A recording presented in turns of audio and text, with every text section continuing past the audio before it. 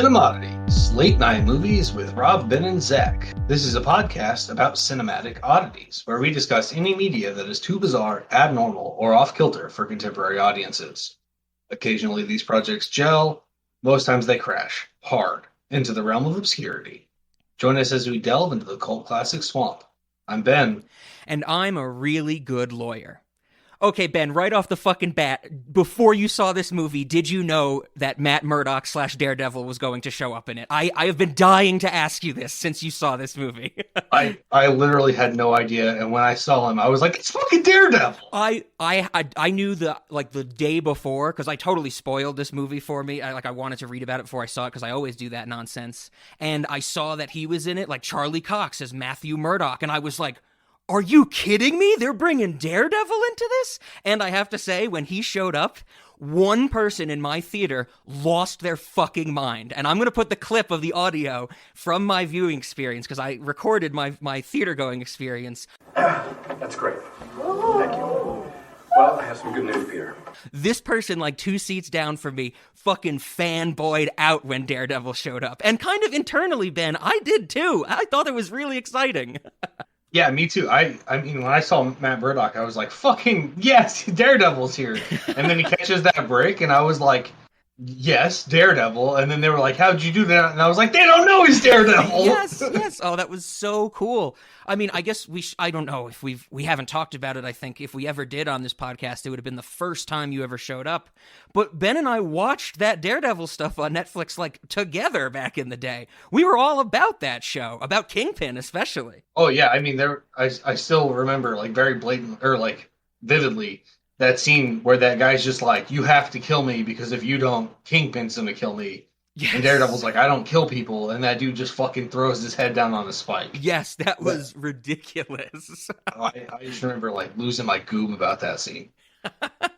Oh man, yeah. So I've like I said, I've been dying to talk to you about this since it happened, because I was like, I don't think Ben's gonna know he's in this, and I really wanted to get your reaction. Turns out, also, from what I've been reading, Vincent D'Onofrio as Kingpin has been in the Hawkeye show on Disney+. So they're really tying all that back together, which I think is a pretty neat idea. Oh, that's dope. I really like that. Especially because, well, at least with regards to Daredevil and Jessica Jones, and even the first season of Luke Cage, and Netflix stuff was really good.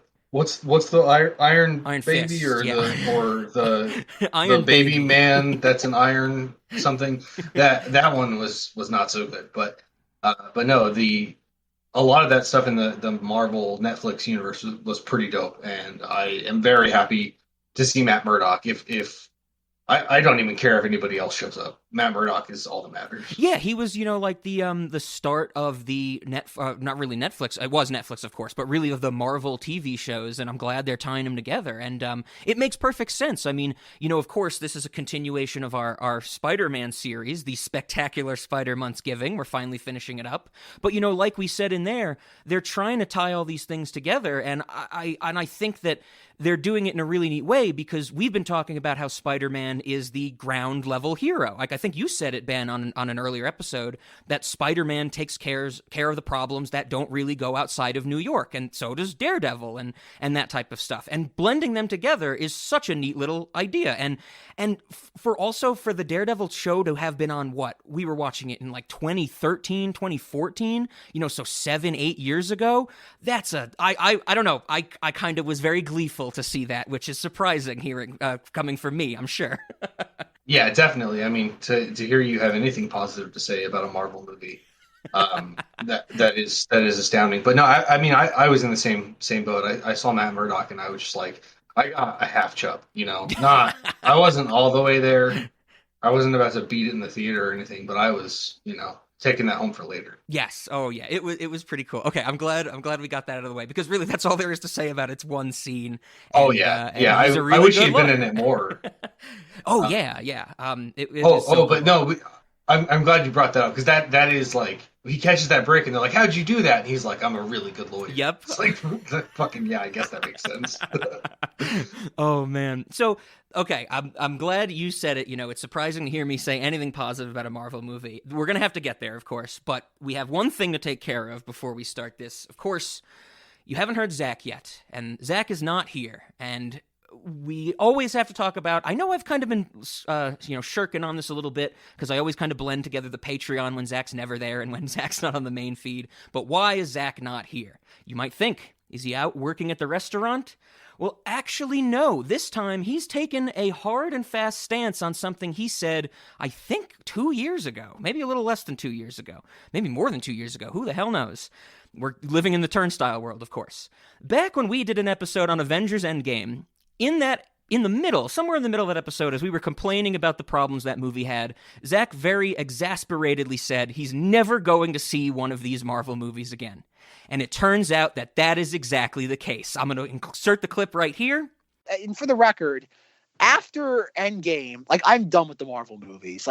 And he is adamant he did not see this movie. That's totally a joke. Hopefully we'll get some of Zach's thoughts later on, but that's why he's not here at the start. So let's just jump right into it, Ben. I know that we saw this at different times. You saw it a lot more recently than I did. I saw it on opening day, so if you can, you'll probably be able to fill in some holes in my remembering of what happened and the order of things when we get to that. But I wanted to say I saw this first showing on opening day in Fort Collins at 3 p.m. It was like the first showing in Fort Collins. I was supposed to go with one other person. They had to drop out because I think they had, whatever work go longer or whatever. They couldn't make it. And I didn't want to reschedule. I wanted to see it that first showing, with all the people who really wanted to see it. And it was packed. It was totally filled, and it was a varied audience. There were little kids, there were the high school and college kids, there were older people. It was really a full demographic. And they were so into it, It was like they were electrified. Like I said, when Matt Murdock shows up, someone freaked out. Of course, when we talk about all the other people that show up in this movie, you better believe they got tons of applause breaks and stuff like that. It was a very electrifying experience. But of course, as we said last month in our main series, or the body of the series, Spectacular Spider-Month's Giving, I was not really looking forward to this movie. And, when I went to see this movie, I was kind of like, okay, I got to do this for the podcast, got to see it for completionism almost. And I went to the theater, watched the movie, saw it with this very, electrified audience, went over to my friend's place, and they were like, oh, so you saw Spider-Man? And they were like, what'd you think? Like, what's the problems with it? That type of thing. And I have to admit, I think I kind of like this movie. I had such a goddamn fun time watching this movie. So I am here to say that I am pro Spider-Man No Way Home. How shocking is that, Ben? That's pretty shocking, especially considering it took me a little while to come around to this movie, actually. Ooh, interesting. Okay, okay. And I think specifically, and you'll probably know what I'm talking about, but there's a point kind of in the middle of the movie where it just comes to a screeching halt. Sure. And I really expected that for you to hone in on that. But then I had some other issues, and my biggest issue, I think, is that fucking Venom's not in this movie. Well, until the post-credit scene. Well, no. So the post-credit scene for the second Venom movie indicates that Venom is in this universe. He got pulled here. Yes. And he's like, I want to lick Spider-Man for whatever reason. And then he just doesn't do anything about that. Yeah. And then he spends the entire duration of the movie still in wherever he is, Hawaii or whatever. Yeah, the implication is that he came through because of Doctor Strange's spell, and Eddie Brock and Venom decided to just get drunk and ask a bartender about this universe or something for the duration of the movie, right? Is that the implication? Yes, okay. Definitely, yeah. And Venom's even like, he's already told you this, blah, blah, blah. Yes. Yeah, I'm with you. That's interesting. I wonder, maybe they want to use Venom more later, which is my assumption because the post-credit scene, shows when he gets Eddie Brock gets zapped back, it shows a little bit of the symbiote left over on the bar table. So maybe they're trying to set that up for later for bigger things. My guess is that they didn't want to get Venom in here and then pull him right back out. They want him to be more of a mainstay as they go forward. You know what I mean? Sure, but I would have loved to have seen Spider-Man interact with this Venom, who is more of an anti-hero, and then for the Venom that comes from his universe to be a villain, and then for him to be surprised by that at some point. That would have been whatever. It doesn't matter that much. But the Venom movie made me believe he was going to be in this movie. And I Yes. was disappointed that was not the case. Gotcha. Okay, no, that's fair. So, this movie's been out for a while, of course. I know we're jumping all over the place. I think that's how it's going to have to go because there's a lot going on in this movie. But of course, we're going to spoil it. I don't think you can spoil it anymore. Everybody knows that this movie has everything from every Spider-Man movie in it ever, almost. Tobey Maguire shows up. Andrew Garfield shows up. Doc Ock, Willem Dafoe is Green Goblin, all this stuff. Everybody's in here. I think everybody knows this. So The only one we don't get any version of Harry Osborn, and we don't get, was it Topher Grace's Venom? Topher Spider-Man Grace 3, doesn't we come don't. back. Yep. But I think that's it. I think those are the only two like main things that we don't get from the other universes. Yeah. There's no James Franco, no Harry Osborn or anything like that. And then, but they do have the reference of the whole bit of the Tobey Maguire. Oh God, Tobey Maguire and Andrew Garfield. It's going to be so confusing referring to all these different Spider-Men when they talk to Ned and they're like, my best friend turned evil and tried to kill me, and that's the one little hint they give to the I guess what did he become? The Hobgoblin? Yeah. Yeah. No, that line was great because like Ned's like, "Do you guys have a best friend?" He died in my arms after he tried to kill me.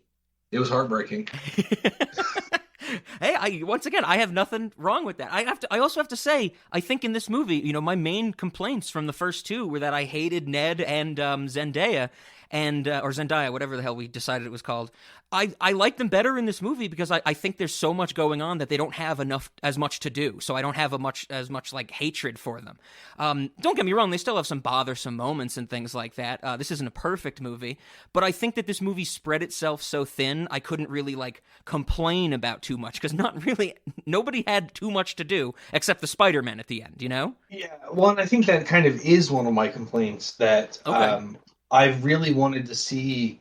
Like, I just wanted more time spent exploring the crossover of the universe, whereas, like, we jump right in, and Doc Ock and Green Goblin reveal themselves, and then we're right back with Doctor Strange, and he's like, I already captured the Lizard, and who else did he capture? I think he had two of them.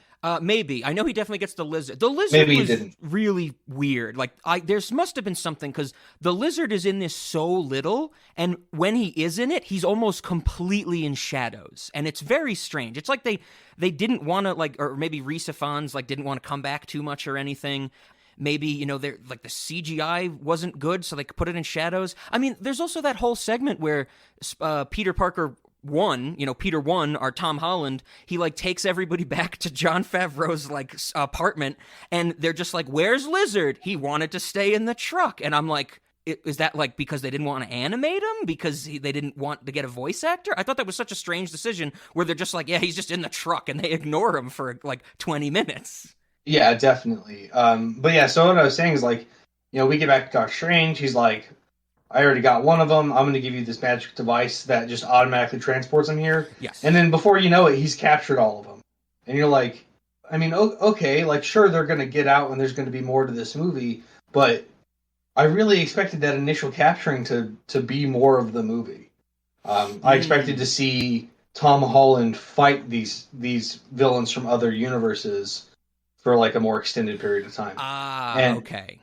And then it goes straight from that into, like to the Jon Favreau's house scene, to Marissa Tomei dying, and it's like that. At least that stuff's kind of quick. But then we get the other Peters show up, and it's like, bam! This movie hits a wall. Yes, it definitely hits a wall. It definitely slows down. There's a lot of the three of them interacting where the movie just lets it breathe. Like the when they're waiting for all the villains to show up at the Statue of Liberty.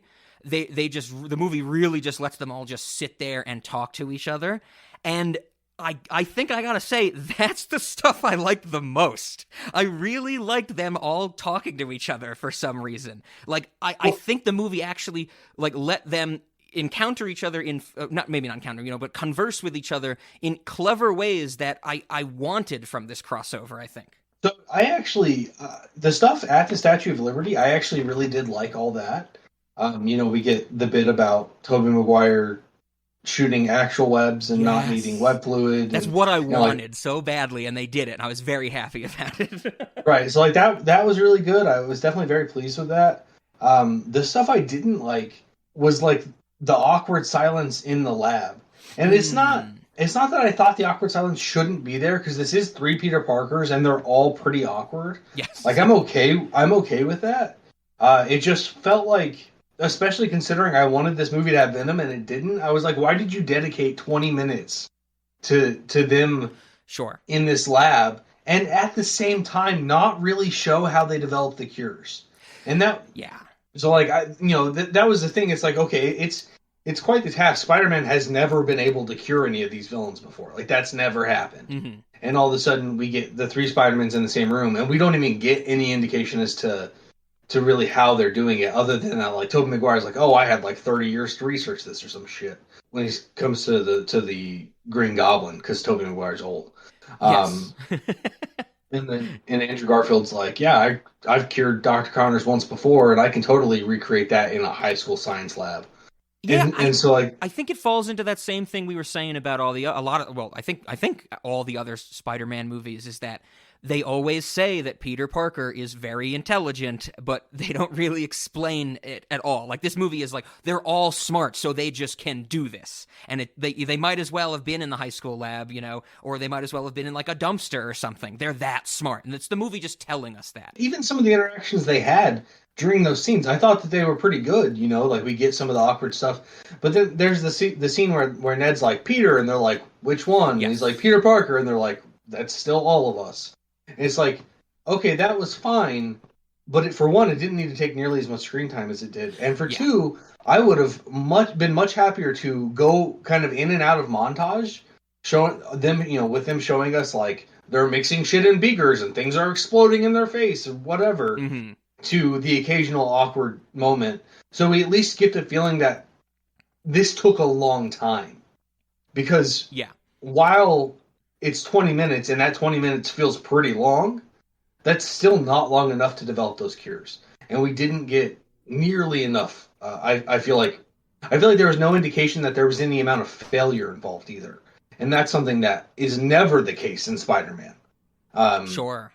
Like, every Spider-Man thing ever is that Spider-Man fights villain beats Spider-Man develops some tech to fight villain, Spider-Man beats villain. Like, that's all. There's always the element of failure, and they just didn't do that at all. Well, I mean, I guess other than something that wasn't actually a failure, the thing at Jon Favreau's place where the baddies decide to team up against Tom Holland. Yeah. And I think, that's a good point, because that's something that we talked about a lot with all the other Spider-Man movies, that moment of failure and that, him figuring it out or how to come back from it. This movie does that in the sense of when they're all trying to fight at the Statue of Liberty, they have that one scene where they're like, we suck at this. We're getting our asses kicked. We're not working as a team. And they try and I feel like they're trying to get at that, but then it turns into the Avengers joke, which, don't get me wrong, was a fairly decent joke. When Tom Holland's like, guys, I don't want to brag, but I was in the Avengers, and Tobey Maguire goes, great, what is that? Like I like that joke, but I'm with you that there should have been more of a moment of failure type of thing. Right, yeah, and I'm glad you brought that up, because I also like that joke. I love the idea that these other universe Peter Parkers don't have any idea what that means. Yeah.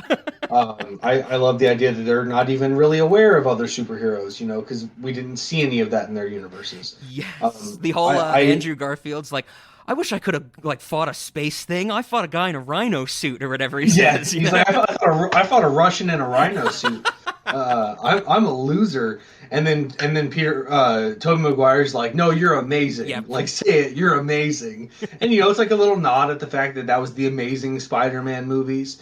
And I loved a lot of that. It just I felt like that scene in the lab, they could have given us all the corny jokes, all the awkwardness, but also montaged it in with some face explosions and given us the sense that there was some struggle involved. Sure. And that alone would have made, they could have cut that from 20 minutes down to 10 and put some, fun music interspersed with those awkward moments. And that would have been a fantastic scene. But instead, we get this, awkwardly silent scene. And don't get me wrong. I'm not saying that couldn't have been an artistic choice that they were going for, because you have three Peter Parkers. They're all awkward, all in the same room. We're gonna get awkward silence, sure, but I think it was a bad choice. You know what? As you explain it this way, it brings up a great idea or point to this movie that you are absolutely right. When they are cooking up those cures in the high school science lab, it should have been, like you said, montage or something, whatever it be. It should have been riddled with trouble because they don't have Stark technology. Earlier in the movie at Jon Favreau's apartment, when he cures Dr. Octopus, they have Stark technology. And I totally get that in this universe, when you have a mystical, magical Tony Stark box, it can do whatever the fuck it wants perfectly the first time. I get that. When they're on their back heels, they're pushed against the wall, they have to go to the science lab, then they should have had some issues because they don't have the magic fix-all box, you know? It'd even been interesting to see them have issues with like the laws of physics in this universe. Yeah. Because perhaps the elements are a little different and stuff. Like there could have just been a number of things that they could have done that would have been fun and funny, and instead they went the awkward silence route, and I just think that was a bad decision. Yep. No, yeah, as you explained it, I'm totally with you on that topic, as well as the like getting used to this universe. All these different dimension or multiverse characters coming into this one. I think one of the things that I thought they did really well, which it was like a perfect amount, I thought, when Electro gets the Tony Stark's arc reactor, and he's like, this is a different type of power or energy than I've ever felt, and I'm addicted to it. I'm like, that is fucking cool. Like, what if somebody from a different universe who feeds on electricity felt a different type of electricity? I'm like, that is awesome to me. No, I love. He actually even says before he gets the arc reactor, he says that the energy like flowing through these lines is different, and I like the way it feels. Yes. And I also like, I was just like fucking right on, like a little nod at things being different, and I felt like they could have done more of that, but I've kind of beaten a dead horse at this point, I guess. No, I'm with you. And it's also kind of weird to talk about in this way, where where it's like, oh, they should have fleshed this out more. It would have been cool to see more of this or change this in this way. This movie is 2.5 hours long. I think it's kind of a testament that we're like, oh, let's go deeper into that. Let's flesh that out. Like, I'm thinking back to my theater going experience. I would have been on board for sitting there for another half hour, Oh, same. And if they had cut, like I said, if they had cut that science stuff or the lab stuff in half, maybe shortened a little bit of the stuff at Ned's grandma's house. Yeah.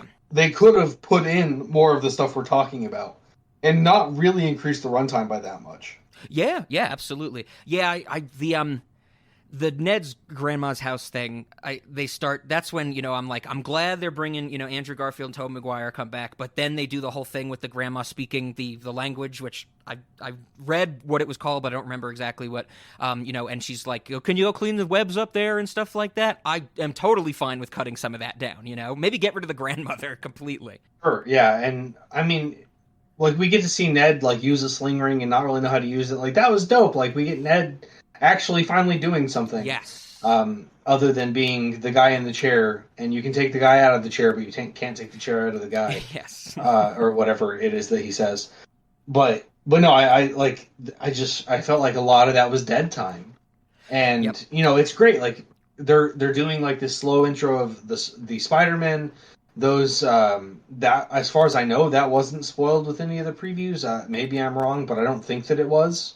No. So like that was kind of, there was a big reveal, and the way they did it was dope because they reveal Ned's powers, and then they reveal Andrew Garfield, and then they reveal Tobey Maguire, and that's great. But we didn't need 5 minutes of them not believing Andrew Garfield. Yeah, oh my god, yes, exactly. I'm so with you there. Especially because then they just believe Tobey Maguire, Right. Well, and like the thing that they could have been not believing Andrew Garfield and at the same time getting Tobey Maguire in the room, and then they could have done their little Spider-Man duel type of thing that they did where they jumped and shot webs at each other, and that they could have condensed that all down and still had like a great fun scene with a good pace. Yes. But they didn't do that.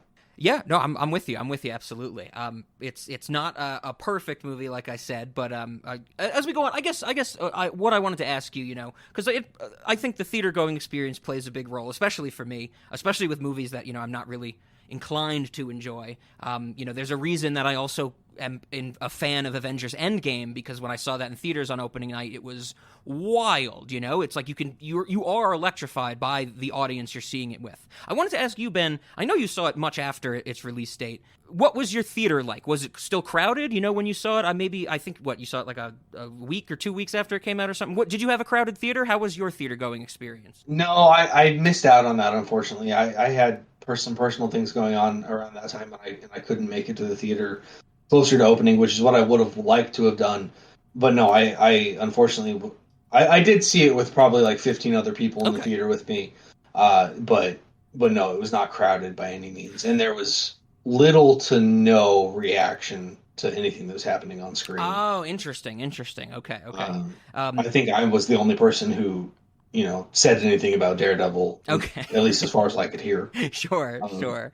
Yeah, surprisingly, there's been ever since this movie came out, there's been a few videos, I'm sure, rotating around the internet of when Tobey Maguire appears for the first time in the movie, of the applause that he gets.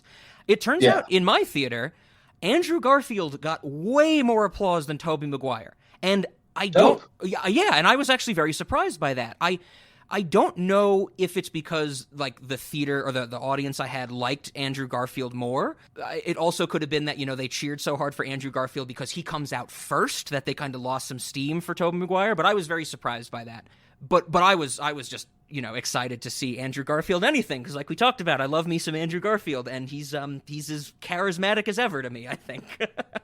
That is actually one thing I did want to mention about the Spider-Man. They did keep them true to their universes pretty well. Yeah, I was actually really surprised by that, especially after, we watched all of these movies so recently, in relation to watching this one, that I was like, oh yeah, this feels like them, I mean, Tobey Maguire's older, and he's, not as I think he's, it's just an age difference type of thing, but Andrew Garfield, even the 10 years removed, almost 10 years removed, I was like, yeah, this feels like the Amazing Spider-Man type of thing. Right, yeah, and like we even get, in the lab scene, we do get the little bit where Tobey Maguire says the thing about Harry Osborn's death, and it's like, yeah, there's good old mopey Tobey Maguire Spider-Man that we know. Yeah, yep. And Andrew Garfield, we get the sense more that he was using that comedy to hide his anger, which is kind of how the Amazing Garfield universe plays it, or the Amazing Garfield, the Andrew Garfield universe plays it, is that like his quippiness has some veiled anger behind it, and we get at the end where he's like, one day I stopped pulling my punches, which I thought like that was a great thing for a character arc for his Spider-Man to go through, where the death of Gwen Stacy causes him to become so angry that he starts actually hurting people. Yes. And so I thought that was phenomenal. I can't remember. Was there an Uncle Ben bit in the Andrew Garfield Spider-Man? Yeah. So it's when it's at the convenience store. Yes, right? The convenience store thing. Yeah. Right. So like that was something I thought was a little weird. Where like Tobey Maguire was like, my Uncle Ben died, because like Marissa Tomei has died, and they're trying to like rouse Tom Holland, get him up and moving again. Yeah. And they're like, we've all lost people. Like I lost Uncle Ben. I really was expecting Andrew Garfield to be like, I lost Uncle Ben too. But he went with Gwen Stacy instead, which was fine. But yes. Which, of course, they pay off later in the movie, which we'll have to get to. The climax of this movie is like the biggest thing that I think that we like almost like called it type of thing. But before we get to that, I want to keep talking about the positives, because I think this movie, like it's pretty surprising that I have so many positive things to say, because we'll get to the negative. Don't worry. I am so into the fact that this movie started immediately where the last one left off, where Far From Home left off. Like, it is literally moment to moment. I thought that was such a neat idea. Yeah, I'm with you 100%. I love that. I love that we get that moment to moment change. Then I love that we see Peter Parker, Tom Holland flying around with Zendaya. Yep. A great and use of, they're playing the song I Zimbra by Talking Heads, and it's a perfect use of that song. And that's when the movie first started and they started playing that song, and it's just the instrumental part, which they knew to do, like not put any of the lyrics in.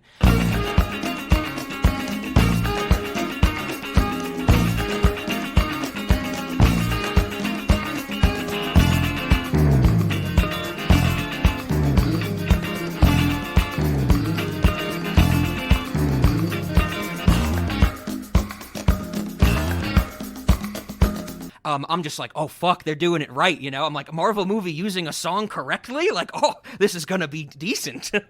I actually also really liked the scene where Tom Holland, like, web swings over to the cafe to open their MIT letters in plain clothes. Yes. I thought that was phenomenal. It's like, okay, well, everybody knows he's Spider-Man now, so he doesn't have to hide anymore. He can just show up as Peter Parker. And I thought that was great, and it actually reminded me of the more recent animated Spider-Man, which is available on Disney Plus, I believe. There is a story arc where everybody gets spider powers, and then eventually they morph into giant spiders. But before they morph into giant spiders, everybody's all swinging around all in plain clothes, just webbing around the town. And there's a moment where Peter Parker webs down into a storefront and like walks into the building without having to obscure his identity at all, and it felt so reminiscent of that. I was like, that couldn't have been an accident. Like, they had to be nodding to that animated universe. Sure. So I loved that too. There really were a lot of good things in this movie. Like even like when they first introduced Doc Ock and Tom Holland is looking, he's on the bridge looking for that the MIT. Oh, the admissions lady. Whatever, yeah. the admissions lady. And he's just like, you gotta let my friends in. And, I just want my friends to have a chance. Like, they shouldn't be punished for knowing me.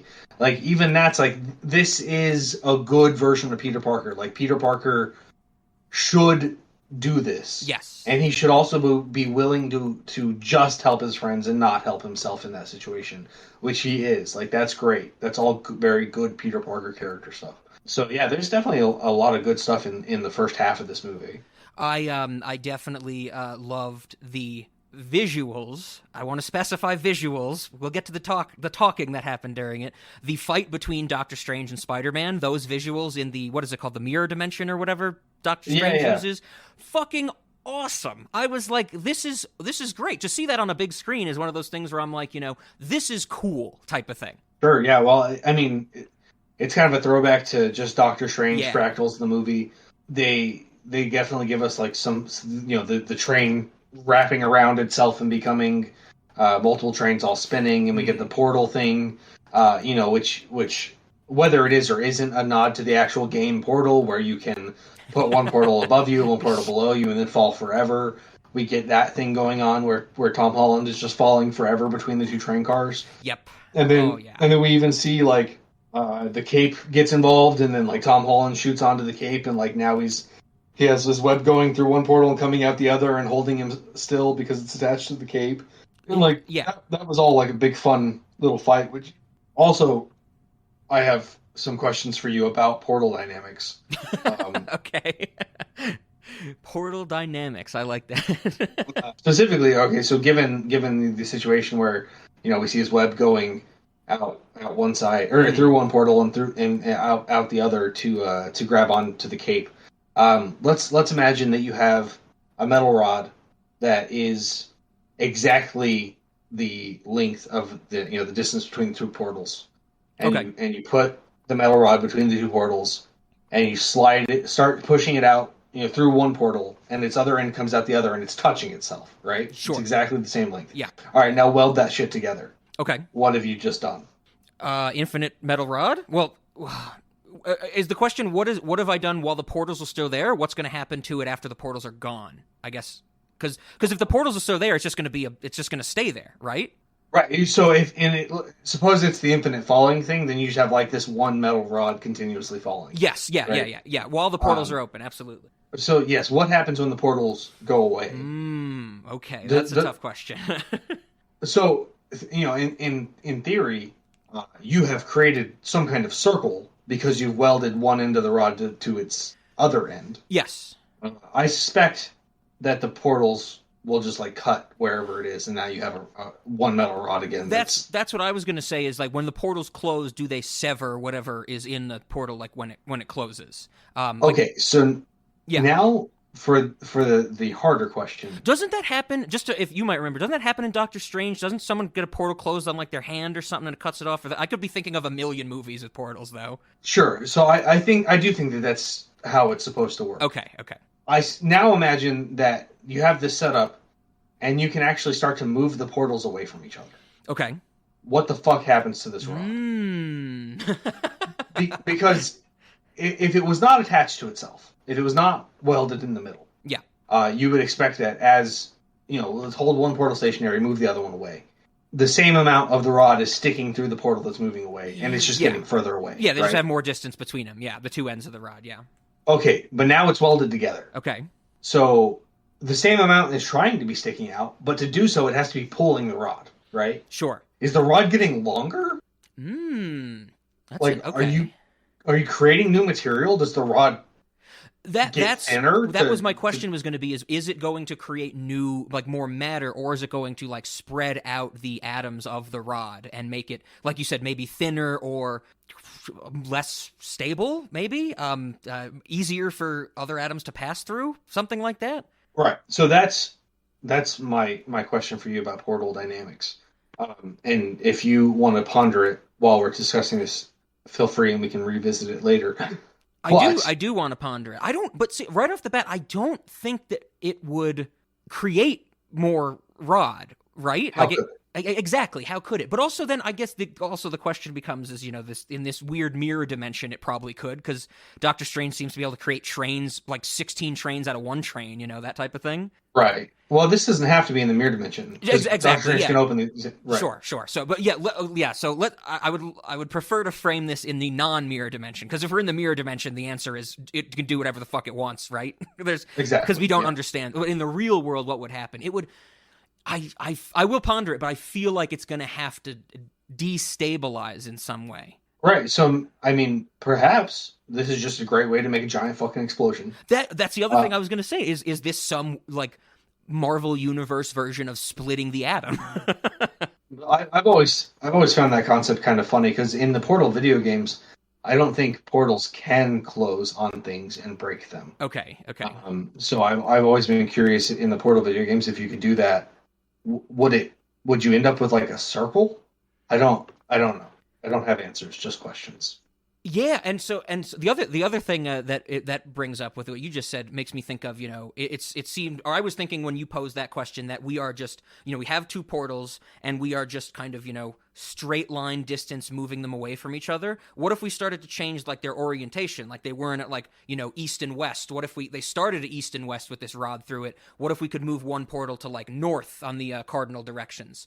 That would have to bend the rod, of course.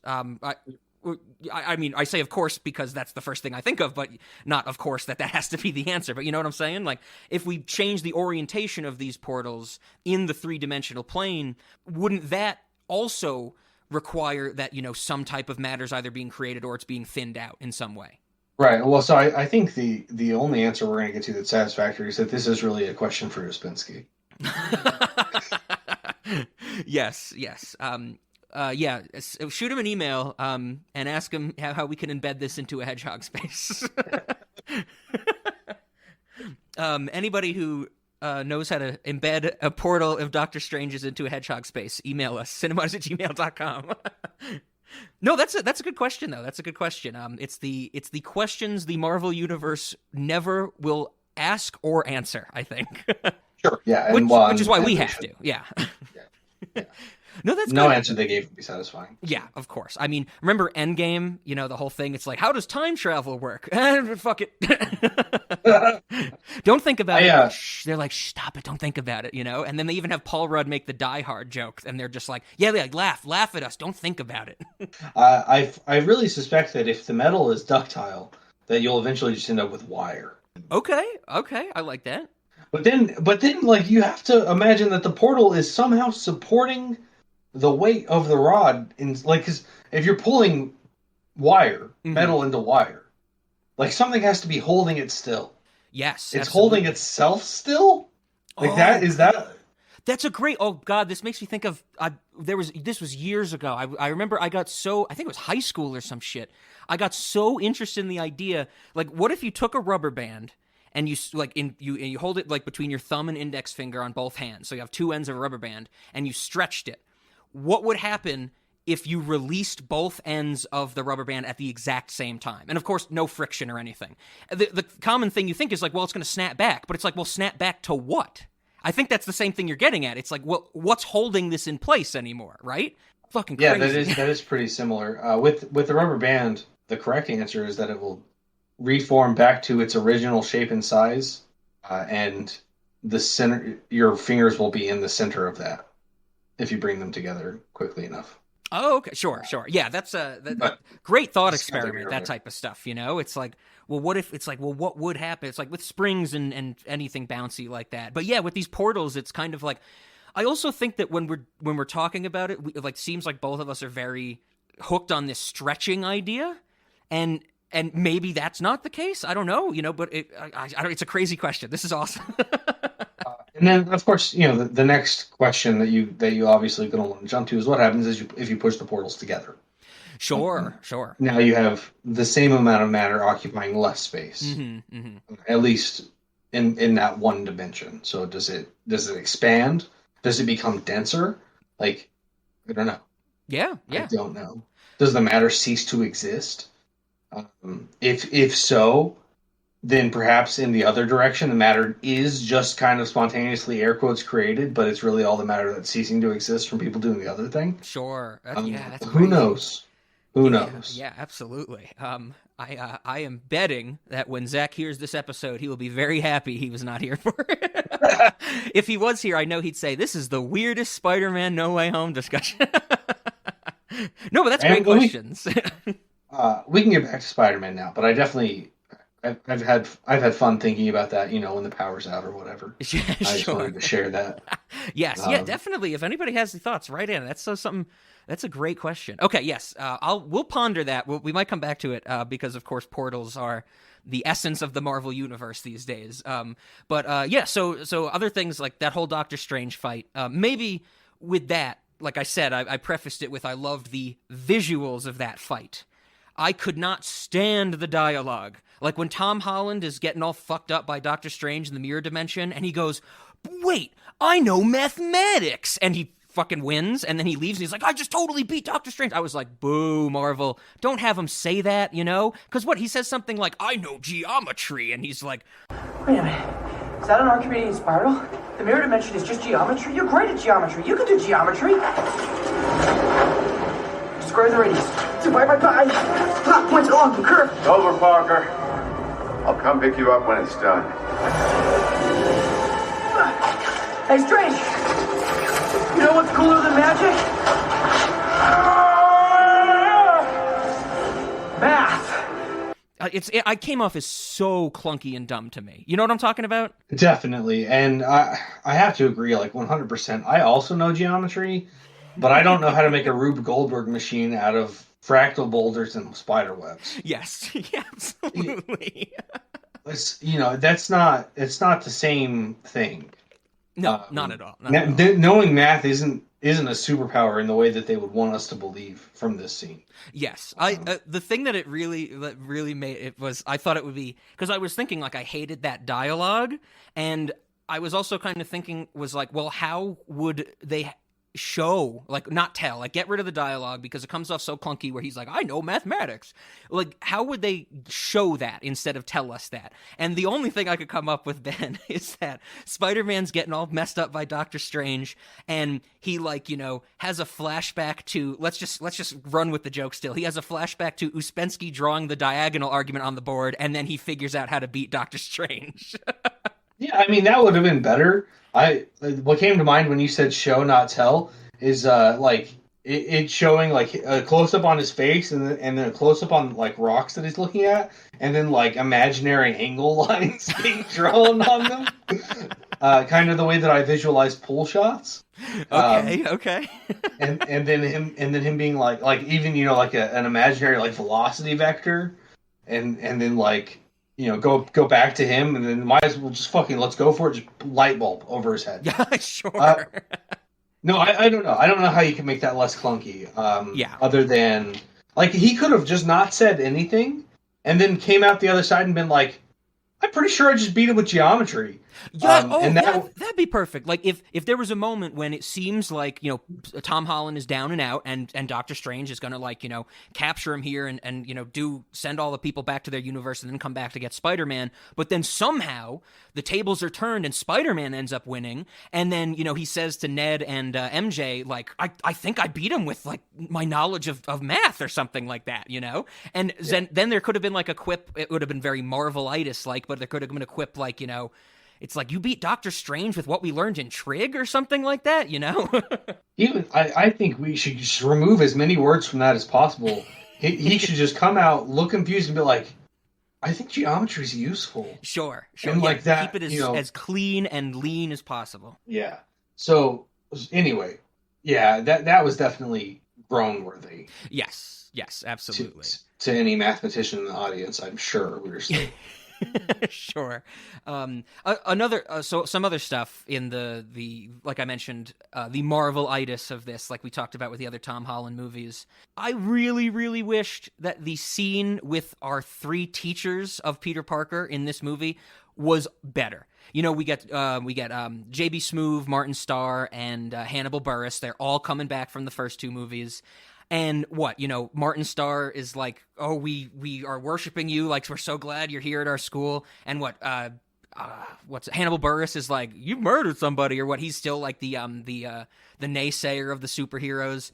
I wish that was better with how much fun those teachers were in the last 2 movies. Sure. I did actually like some of that, where like the one dude, the nerdy guy with the glasses, is like, the students built this for you, and Hannibal Buress is like, "No, you built it." Yeah. Yeah, that was pretty funny. He's like, "No, that was all you, man." Yeah, like I thought that was pretty good. And then like, they made the thing. They're like, "Oh, you can swing through the halls," and Peter's like, "No, I'll walk." Yeah, like that was fine. But no, I mean, give Hannibal Buress more. Give him more freedom. Exactly. I mean, he's a really funny dude. He's a great screen presence. He's so deadpan and so monotone. It's like almost refreshing in this movie that's so loud and bombastic, which is so weird to say that, something quiet is refreshing. But it's like, that's what I loved about him in that first movie, where he's like, "I got to show this Captain America video because the state wants me to, but I don't know, he might be a war criminal." And it's like, that is so dour compared to everything else in the movie that it stands out, and it's fun. They should have played with that more. And of course, I mean, I'm a little biased because I think Hannibal Buress is a very funny comedian as well. But I would have loved to see a little more of him. Yeah. Just being quippy about Peter Parker and not trusting him and stuff. Yes. But overall, I didn't hate that scene. But it also, like, that was another moment where, like, there was some awkwardness, and it's like they leaned really hard into awkward for this movie. Yeah, definitely. I thought that was such a weird decision. Yeah. When you say it that way and remind me of it, I definitely feel it. I guess when I came out of the theater, I had some sense of it, because these Marvel movies always play with awkwardness in some way. But with the audience I saw it with being so into it, almost glossed it over, because a lot of those awkward moments people were laughing at, and maybe it wasn't like thunderous, raucous applause, from the entire audience, but there were always good pockets of people, a good amount of pockets of people laughing about these things. So it definitely blinded me to it. I'm not denying that. But when you bring it up and I look back and just in kind of my memory, in my mind's eye, it's like, oh yeah, that was really just slow and awkward. Awkward's the best way to put it. Well, it's like watching Friends without the laugh track. Like, if you go back and watch this movie by yourself, it might make you uncomfortable at times.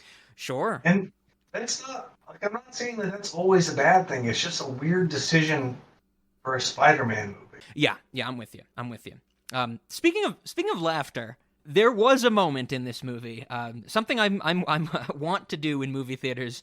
I like to laugh at things that other people don't laugh at. It's not like I look for places to do this, but I like unintentionally funny moments, and whether or not they're unintentionally funny to everybody, it's always great. Like when I am the only one laughing at something in a theater. It happened back in Star Wars Episode 9 when Hux reveals that he's the spy. I laughed hysterically in the theater, and I was the only person laughing.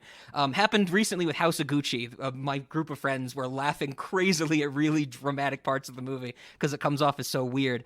But the scene when Aunt May dies, it is supposed to be played so deathly seriously. And it is very serious, and you feel it. It's the big loss for Tom Holland, and it's, I think they try and really play it as hard for Tom Holland as, Tony Stark's death was, and it's a really, really serious moment. But the movie undercuts itself because somehow Happy Hogan is able to drive his car directly between the blown up building and the SWAT team coming to the building. And he, just so he can have the moment with Peter where they make eye contact and Happy Hogan realize what has happened. You know the moment I'm talking about where Happy Hogan just drives up out of nowhere?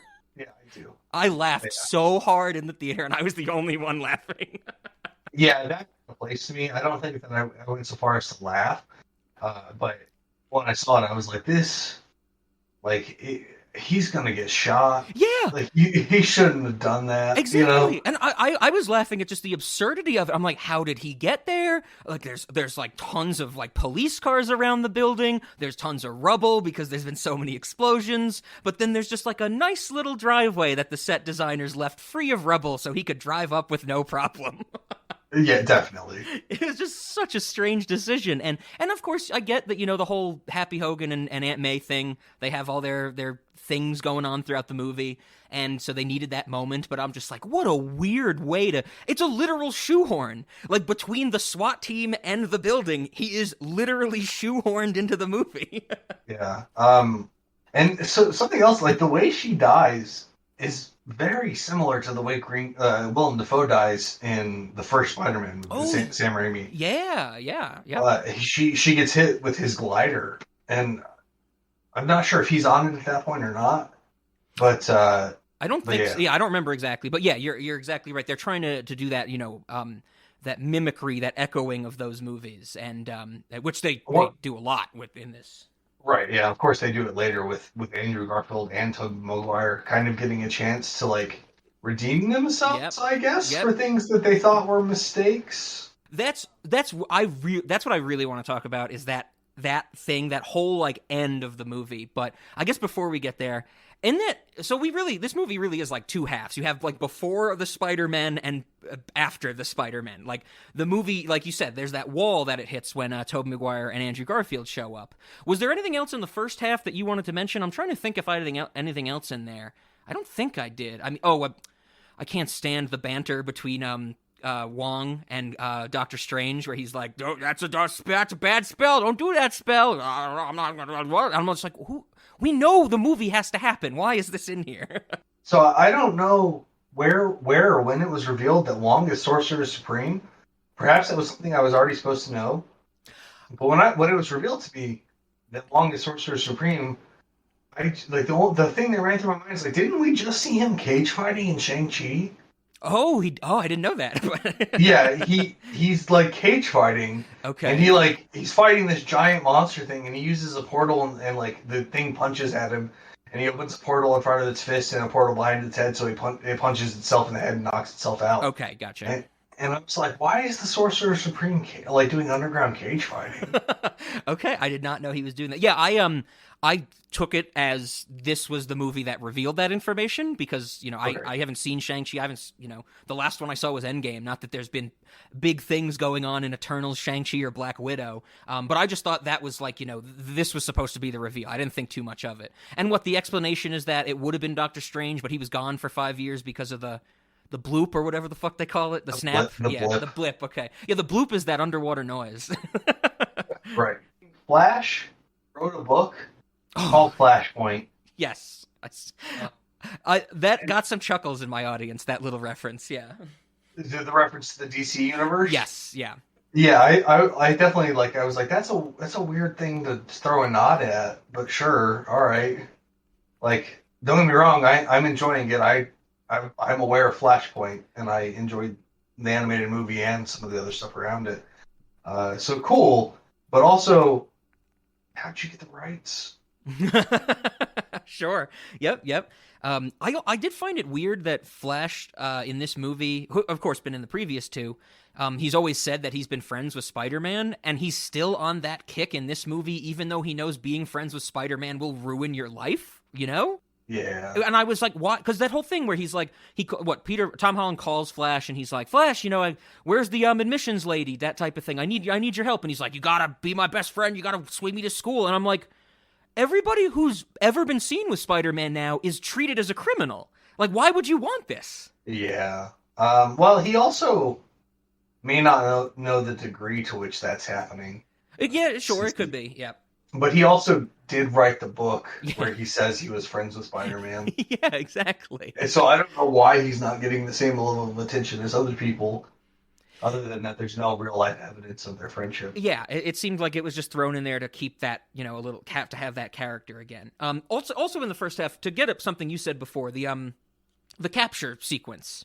Like you said, it is really quick. That Doctor Strange gives them the thing in the suit to shoot them back to their cells in the Doctor Strange's portal cells, whatever the hell it is, and the big capture sequence is between Tom Holland, Sandman, and Electro, and you're right that I thought that was going to be a little more drawn out, but it really is like these two villains pop up. Electro's really enthralled with this different type of electricity, and Sandman is like, Peter, I'm here to help you, kind of going off of the end of Spider-Man 3 from the Raimi trilogy. It was pretty strange that we didn't have like that, what you'd expect the perfunctory, action sequence at that middle of the movie to be. But I guess, they don't do that, so they have the Doctor Strange thing later. But I'm with you that it is pretty quick that they're just like, what's going on? Zap, zap, now you're in your cells, that type of thing. So to that point, so Doctor Strange turns Spider-Man's nanotechnology suit into that gun thing, and then Spider-Man can't use his nanotech suit for the rest of the movie, which is probably just to put him in a suit that's more similar to the other Spider-Man for later. Yeah. Whatever. It's neither here nor there. But one thing I did was Doc Ock rips the nanotech off of him. Mm-hmm. Oh, yeah. Ooh, nanotech. It's like, I want to use this, and it's like that moment in probably every superhero show ever, where it's like, oh no, we're accidentally feeding the villain, and he's getting stronger, and that's the exact opposite of what happens. That's just like his handicap. Yeah. Like the nanotech goes on him, and then Peter's like, oh, I can actually lock you down now. And yes. I was like, oh man, I thought you were about to give me Doc Ock powered up. Yeah, I was with you, and maybe that's like the other side of the coin, where we were saying that I love the fact that Electro got the arc reactor, Stark's arc reactor. I don't like the fact, like you just said, that this other Tony Stark technology limits Doc Ock. It does make sense that the Stark nanotechnology would override this AI from Otto Octavius in the Raimi trilogy, but then it is really he is just tied up. Doc Ock is tied up for his whole part of the movie almost. Right. Well, and I don't know. So I mean, I guess it depends to some degree how the nanotech works, but presumably the nanotech is probably just communicating with the larger body. That's how I took it, yeah. Why did it coat his arms to begin with? Yes, I agree with that. That it just kind of happens because it has to happen. They definitely made it seem like Doc Ock was like, ooh, I can eat this. But there's nothing in Doc Ock's history to suggest that his arm should be able to do that. Absolutely, yeah. And there's so I don't know. I guess I'm kind of thinking Big Hero 6, sure. that nanotech thing. So anyway, I wanted him to get more powerful and for that fight to be pushed up a notch. And instead, it's completely stopped. Yes, yeah, and I kind of get where they're going with it, because they do make, of course, Doc Ock the first one to be cured and the first one to really be like, holy shit, what have I been doing? This technology took me over. When we talked about the Raimi movies, there was that whole idea where I was like, Doc Ock is still just a dude. He just has mechanical arms that have powerful AI that overrides his brain, but he's still just a guy. If he took a punch to the face, he'd still break his jaw, type of thing. And so I feel like they wanted him to be the essence of, oh, we can save these characters. And Alfred Molina, like I've always said, he's a great actor. When he gets the thing put on his neck to like undo his evilness AI, and he's like, oh God, and he like has that realization of what he's done. I'm like, cool. I'm like, I dig that, you know? I'm like, that's a nice little touch, I think. I thought at least. I'm totally there for that. Like putting an inhibitor that stops the AI from being as thoroughly attached to his brain. Like I'm all for it. That should stop. It probably shouldn't undo the mental damage that he sustained from being controlled by these AI for however long, which I guess realistically was probably only like a couple weeks in the Spider-Man 2 universe. Yeah. So that's fine.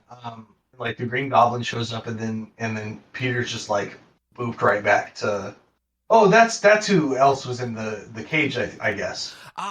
Yes. Yeah. Oh, yeah, because Willem Dafoe, Norman Osborn, he goes to Aunt May at the homeless shelter, the food bank or whatever it is. Right.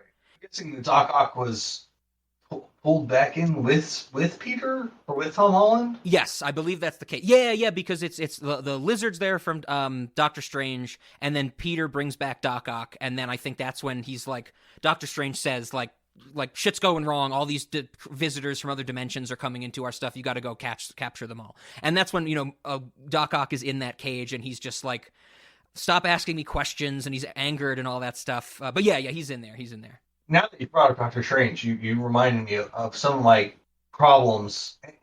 I don't think it's actually a problem in the sense that I think Doctor Strange's character is very, or Benedict Cumberbatch as Doctor Strange is a very cocky character, and so like he's doing this spell at the beginning to that causes this problem, and he's just like, quit messing with the spell, Peter. Yes. Like, it's like, why didn't he just fucking stop? Like, don't get me wrong, I get it. The movie has to happen.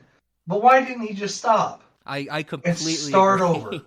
over. And also, I'm with you in that line where he's like, Peter, stop messing with the spell.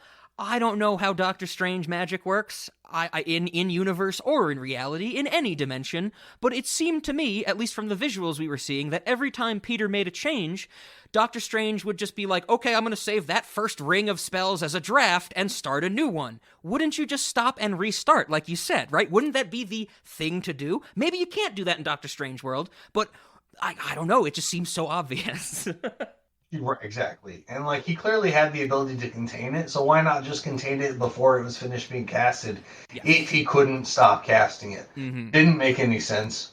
Whatever. Like maybe he's just so cocky he thinks he can handle it. But if he thought he could handle it, why did he warn Peter in the first place? So maybe that's it's not perfect. Yes, yeah, but you're right. It is totally. It's the Marvel thing. You said it best. The movie has to happen. It's the reason that Tony Stark invents time travel in an evening in Endgame, because the movie has to happen. Yeah. I wanted to talk about also in the first half, but this really goes to the whole movie. Willem Dafoe has not missed a beat in goddamn 19 years. He is just as good as the Green Goblin as he was in the first Raimi movie. He is so good at the evilness of the Green Goblin, but I also thought I loved that he gets time in this movie to play the damaged Norman Osborn, and he is so good in it. Like in the scene at the homeless shelter with Marissa Tomei, and he's like, I don't know where I am, and it's heartbreaking how well he's displaying a mentally broken man, because in the Raimi movie that's what he was. He was like his experiment super soldier thing gave him that evil schizophrenic side type of thing, and we didn't usually get to see that very sad almost reserved or pushed down personality that he started with and really owns. And this movie lets that breathe, and I loved it. I was heartbroken by some of his stuff in the first half of the movie. But then, of course, he just becomes evil for the sake of evil. Yeah, well, and I definitely have to agree. Willem Dafoe puts in a good presentation, a good performance. He always does. Yes. He's Willem Dafoe. What did you think he's of... not Willem friendly. He's Willem Dafoe. What did you think of the I'm something of a scientist myself thrown into this movie? Because that destroyed my audience. I'm something of a scientist myself. Did he say something like that in the Raimi movies? So 'Cause it's not coming to mind. in the Raimi movie, at the very beginning, when Harry and Peter are going into the field trip, the Oscorp things, and he Osborn, Willem Dafoe drops him off. He's like, Peter, and Harry's all like, oh, my dad likes you more than he likes me. And he's like, Peter, what are you studying? And he's like, this, that, the other thing. And he's like, oh, I'm something of a scientist myself. And it's become a meme all over the internet. I see that, I've become a blank myself. And they just reused the line, and it slayed in my audience. And it's just a direct reference to that, like word for word. And it killed in my audience. I don't think anybody even noticed it. Okay. I guess I gave a little chuckle because I was like, for Norman Osborn to say, like, I'm a little bit of a scientist.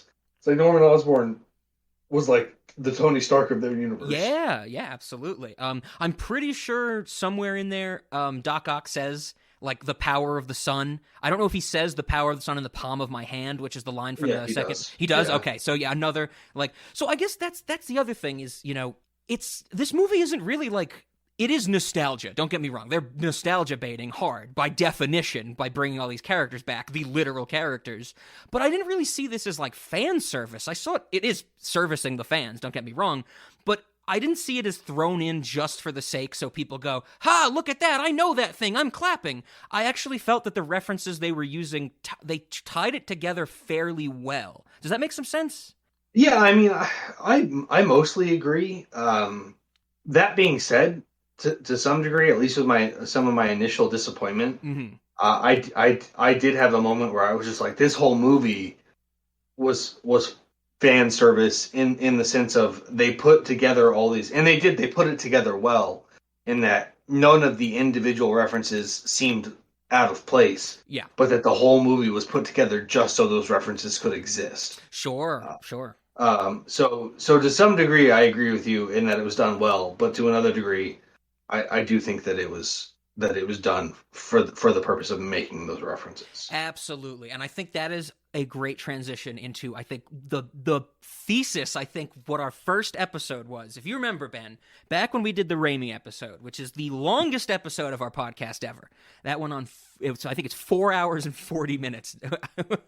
We asked a very specific question because I remember the three of us, you, Zach, and I talking about, it's like, they're gonna bring back, bringing back Tobey Maguire, they're bringing back Andrew Garfield, they're gonna bring all these things together in No Way Home because those were the rumors. Like you said earlier, there was nothing in the trailers about bringing all these things back, just some of the villains, none of the actual Spider-Men. And we were saying they're gonna bring it all back, they're tying it all together. And we asked the question, well, why? And we hypothesized that Disney and Marvel were doing this to claim ownership over these comic book movies that were previously not theirs. And in this movie, we get Tobey Maguire and Andrew Garfield, and like we briefly mentioned earlier, this movie gives them some sense of closure. Andrew Garfield catches Zendaya, and he's crying because he was able to save her and getting the solving the whole Gwen Stacy problem. What Tobey Maguire gets to talk to Doc Ock, finally, and reconvene with him. Tobey Maguire has the whole thing with Willem Dafoe at the end and stops Tom Holland from killing him. This movie, in that third act, that climax, really does give closure. It brings in all these other movies, the Raimi and the Mark Webb trilogies movies, and it brings them all in, gives those characters closure, and I think now this movie acts as kind of like, Spider-Man 4 and The Amazing Spider-Man 3. I think that this movie, with how financially and critically successful it is, Disney has succeeded.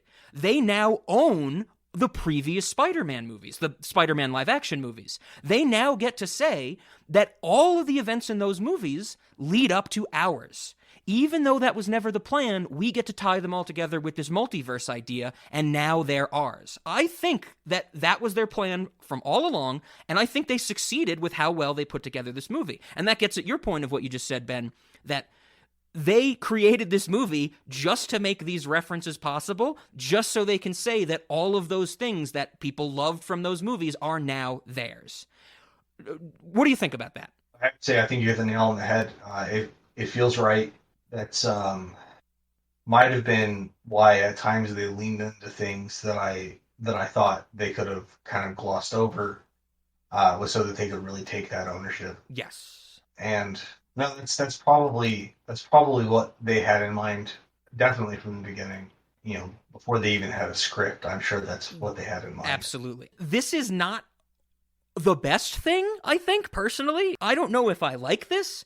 Like, we've talked about how, okay, Disney buys Marvel, Disney buys Fox, Disney gets all these rights, and they're trying to just become this mega conglomerate that can do anything they want. And, back in the day, it's like, not back in the day, but it's like, okay, we're used to that. Companies buy other companies, ownership changes hands, that's the way it goes. Disney in the modern era seems to be this all-consuming Goliath in this notion. This kind of retroactive purchasing of previous movies, I don't think this has ever been done before, and I don't know if it's a good thing. Like, imagine, what are they going to do? They could do it with the X-Men, right? Like, if now that Disney owns Fox, they got the X-Men. If they could make an X-Men movie, and they're going to do some weird dimension thing, and they're going to say all the other X-Men movies are now under our cusp. I don't know. It's been something I've been trying to formulate, and I've had a long time, and it's still troublesome to me that this is so weird that, like, Disney is now not just buying rights for things and owning them and putting them under their masthead or whatever. They're now, like, purchasing nostalgia, if that makes sense. Like, they're saying something where it's like, oh, if somebody says they love the Sam Raimi movies, the Sam Raimi trilogy, well, it's like, well, yeah, now that is distinctly part of the Marvel Cinematic Universe. Where I think there might have been times where people are like, no, I like the Raimi trilogy because they were independent, because they had no connection to the MCU, and that's gone now. To some extent. People can view it any way they want. We've talked about that. Yeah, you can have your own headcanon or whatever. But this, like, it's like they're not just purchasing rights for things now, they're purchasing nostalgia. Does that make sense? I might not be making this clear, but do you get what I'm saying a little bit? Yeah, I understand what you're saying, and I can't think of a better phrasing or terminology for it than what you've laid out. It's almost like they've built the house and now they bought the foundation. Sure. Yes. Yeah, absolutely. It's so strange. Yeah, no, I have to agree. It is weird and it feels kind of dirty. Like show me on the doll where they touched you dirty. Yes. I'm glad you put it that way because I'm with you. It feels dirty to me. I don't like, Disney as a company completely. I mean, I like some of their products and stuff, but they're getting bigger and bigger. Like I said, they're consuming everything. And it feels dirty. It feels weird to me, just like when, Disney bought Marvel and Fox and stuff like that. But the other problem for me personally is that this movie doing that, I think it fucking works. Like when Andrew Garfield catches Zendaya and he starts to tear up and the movie is clearly telling you, look at us, we are Disney, we are giving you the conclusion to the Amazing Spider-Man that you never got. It works for me. That's a great moment, I thought. And that bothers me more that they're doing something I fundamentally disagree with, but they're doing it in a way that I approve of or gels and connects with me. Sure, no, I have to agree that it works. It worked for me too, at least with the Andrew Garfield stuff. For Tobey Maguire, he just gets stabbed. He gets stabbed. Yeah, the Tobey Maguire is really more, I think, of the... it came off to me in that whole last thing with Willem Dafoe, Green Goblin, and Tom Holland's like about to murder him for revenge for Aunt May. That seemed to me as like a big passing of the torch of saying, like, Tobey Maguire, he's like, I'm the OG Spider-Man, and I'm imparting wisdom to you from all these years, these 20 years since my movie, and now you get to be Spider-Man type of thing. And once again, I thought it worked. Tobey Maguire, I still like him. I know we have problems with his face, but I still like him, and he did a good job, and that whole ending just clicked for me, and I'm kind of like thinking about it afterwards, and I'm like, God damn it, like, I agree with you, but I don't like it, Well, and so there was a little more to his redemption. Like, so, the thing he says is that his Uncle Ben died and that he went and he wanted to kill the guy and he got what he wanted. Mm-hmm. Or he wanted the guy dead and he got what he wanted. So I think the redemption for him in that moment had less to do with his story arc with Green Goblin than it did to his connection to Tom Holland wanting to kill Green Goblin. Sure. And that's great. We get the fucking Whistler type character for Blade, who's like, I know things that you can't know yet because you haven't lived them. Yes. And I'm like you said, I'm imparting that wisdom, and it's like, yes, that's good. There's also the bit where it's like, and he gets stabbed. It's like, well, shit, sometimes knowing stuff isn't really all that there is to it. Like sometimes there's more to it than what you might know, and it's like there's a lot of good shit happening there. But yeah, that doesn't stop it from being dirty. Exactly. And that I kind of, as I definitely got the strong feeling in all those resolutions, but even in the scene where they're all three Spider-Men are talking to each other on the Statue of Liberty, like, I think they're doing some of that stuff too. Like you said, they're telling Andrew Garfield that he's amazing. They're having the conversation between organic versus synthetic web shooting. But like I said before, I really wanted them to talk about that, and they did like twice, and I was so on board with that because we talked about it in our episodes. But then they even go a little further, and they have a scene where Tobey Maguire says that he has back pain. Andrew Garfield offers to crack it or fix it, whatever you want to call it, do his faux chiropractism. He does, and Tobey Maguire feels better. This, of course, I think on the surface, I think it's in Spider-Man 2 where Spider-Man, when he starts to lose his powers, Tobey Maguire starts to lose his powers. He falls because he can't shoot a web and he lands on a car or something and he's like, oh, my back, that type of thing. I'm sure that's a surface level reference to that, but I took this a lot further. So I don't remember if we talked about this in our Raimi episode because that went on so long and we recorded and edited it so long ago, but I believe it was between Spider-Man 2 and 3 when they were renegotiating some contracts. Tobey Maguire was like, he wanted more money, and there was some... I didn't write it down for this. It's probably in my notes from that episode, but there was this thing where Tobey Maguire wanted more money to come and play Spider-Man and Peter Parker in Spider-Man 3, and the studio was kind of like, holding out on him, and there was some diva stuff apparently where Tobey Maguire was like claiming that he had a back injury, and he was being put under more stress in like in the Spider-Man movie, so he wanted more money, and he was in essence trying to call the studio's bluff. And the studio kind of came right back and called his bluff and said, well, okay, if you're not going to do it, we'll hire Jake Gyllenhaal to be Spider-Man. And Tobey Maguire was like, well, fuck that. No, okay, I'm fine, So there was this whole thing, and maybe I'll put a correction because I don't have all my facts written down in front of me, but Tobey Maguire, there was some real-life story about him having back pain in relation to the Spider-Man role.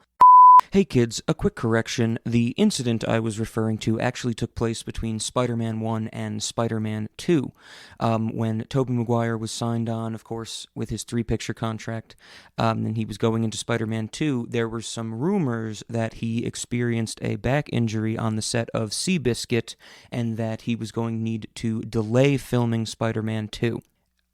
There's also some rumors, of course, about more money being asked for because he's concerned about his back injury and having to do all the stunts on Spider-Man. And like I said, the studio kind of came back and said, well, we can't really delay all that long. We can't lose all that money. So we're going to hire Jake Gyllenhaal instead. And turns out that, Tobey Maguire's back problems got better after hearing that. And of course, as we know, he goes on to be in Spider-Man 2, Spider-Man 3, and Spider-Man No Way Home. Now, I did find many people saying that this rumor about him being injured on the set of Seabiscuit was really kind of fabricated because there were no injuries reported on the set of Seabiscuit. I did find an interview with Tobey Maguire who says that that was a false report, that it was a back injury that he had from many years prior, not just when he was working on Seabiscuit, but apparently even during Spider-Man 1. And when the effects and the more demanding physical stunts came around in Spider-Man 2, that he raised some worries, but then, like he says, his back got better. What do we take from this? I don't know, but it's an interesting story that I always think of when I hear about Tobey Maguire and back pain. I think of that way before I think of the moment in Spider-Man 2. I love the fact that they bring that up. I love the fact then that Andrew Garfield cracks his back by lifting him up. So the actual visuals is, they do the arm link back-to-back thing. Andrew Garfield leans forward and, stretches out Tobey Maguire, and he feels better. I took this to be the imagery of Andrew Garfield lifting up Tobey Maguire to be a meta commentary on the fact that after The Amazing Spider-Man 2 came out, so many people said, this movie is so bad, it makes the Sam Raimi trilogy look better. And I feel like they were showing the imagery of Andrew Garfield lifting up Tobey Maguire. So it's kind of this meta commentary on like, oh, Andrew Garfield had to fail so more people would like Tobey Maguire. Do you know what I'm saying? I totally do. That's really funny. I didn't know all the background behind that. I thought that I was watching this in the theater and I'm like, oh my God, like they are really just going for it. You know, that's dope. If you're gonna put all those characters in the same place, like that's the only place you can make that joke. Yes. So you might as well. Also, speaking of the ownership we were talking about, not just for the Spider-Mans, all the closure we get for them, also for our villains. Lizard doesn't count. I think we said that earlier. Lizard's almost like superfluous to this movie. He gets cured, but he's been cured before. The villains get their redemption arc. We get the whole thing with Electro talking about how he hopes there's going to be a black Spider-Man somewhere out there, you know? We get the whole thing where he's like, oh, I'm sorry, I fucked up, and you just didn't come to my birthday party. And he gets the moment with Andrew Garfield where they're like, you know, you're my guy. What he says in, like, Amazing Spider-Man 2, you're my eyes, Max, or something like that. Tobey Maguire and Doc Ock get to talk. And so really, they gave closure to all of these characters. The only one I don't specifically remember is Sandman. What happened to him? Is he just kind of like, he's like, I'm gotta go back to my daughter or whatever? Something like that? Yeah, essentially, yeah. They do like they do give him his original body back. Yes. And then he's just like waiting in the Statue of Liberty throughout most of the fight. Oh, that's right. That was another funny moment where they cure him because they lead him into the hollowed out body of the Statue of Liberty. And then they cure him, and so he's just kind of standing inside the Statue of Liberty, and there's some fight going on. I think when the spell is really like starting to crumble, and when Doctor Strange comes back, there's like a cut to just, you know, Thomas Hayden Church just standing as a person inside the Statue of Liberty, like looking upwards, and I'm like, yeah, he can't do anything anymore. Like he's out of the fight. Yeah, definitely. Yeah, and that happens. That's like the first one they actually take down. Yeah.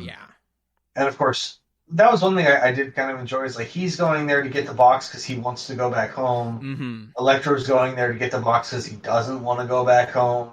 Like they have the little bit of conflicting motivations, and I kind of enjoyed that. Yeah, I wanted to some degree, like I knew going into this movie that I had no idea what to expect, but I guess somewhere even further in the back of my head, I built up this idea that we were going to get some like actual motivations from these characters, not just related to where they were in the universe. Sure. And that didn't happen, so I was a little disappointed by that also. But that's maybe not a fair criticism because what does Doc Ock want in this universe, you know? Yeah, exactly. And yeah, you're right. You know, with the villains, like you said, Electro and Sandman, I think, you know, they're fleshed out. They have some idea. The other ones, like Willem Dafoe's just evil. I mean, Green Goblin's just evil. Doc Ock is there because, you know, he's a fan favorite, I guess, kind of thing. And, you know, he's kind of the good one out of the bunch. And then, of course, Lizard is, like we said, superfluous. Well, okay, so that's another. I'm glad you brought this up about why Doc Ock is there. So we get some kind of indication that these people are here because they knew Peter Parker was Spider-Man. Yes. Then why the fuck is Venom there? Yep. I've been hearing that criticism I've been reading that criticism on the internet. I have not taken a dive into the subreddits for fan theories or anything, but I'm totally with you. And like, what about Aunt May from? Well, maybe she doesn't know. What about Mary Jane from that universe? Oh, yeah, Mary Jane. Yeah, there's totally a bunch of.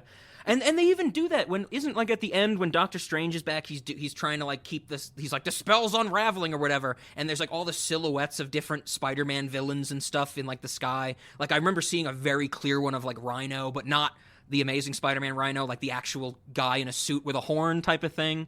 And so it's just like, okay, you know, I guess like apparently when he first cast the spell and captured it or contained it, it only let through the people we know. But it turns out if we had let it keep going, we would have gotten everybody from every dimension or something like that.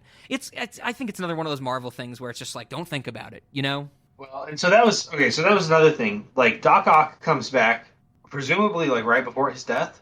Yes. It seems that they all come back pretty close to the end of their respective movies or something along those lines. So why then do the Peter Parkers come through? I'm with you. I don't know. So this, I was actually talking to my wife about this, and she said something that is kind of dark, and I kind of hope that maybe she's right. Okay. So Doc Ock came through right before he died at the hands of Spider-Man. Yes. Willem Dafoe, same thing. Electro, same thing. Yeah. Green Goblin. Oh, I already said him. I think Lizard is supposed to be taken out like while he's on his way to turn everybody into a lizard, type of thing. Right.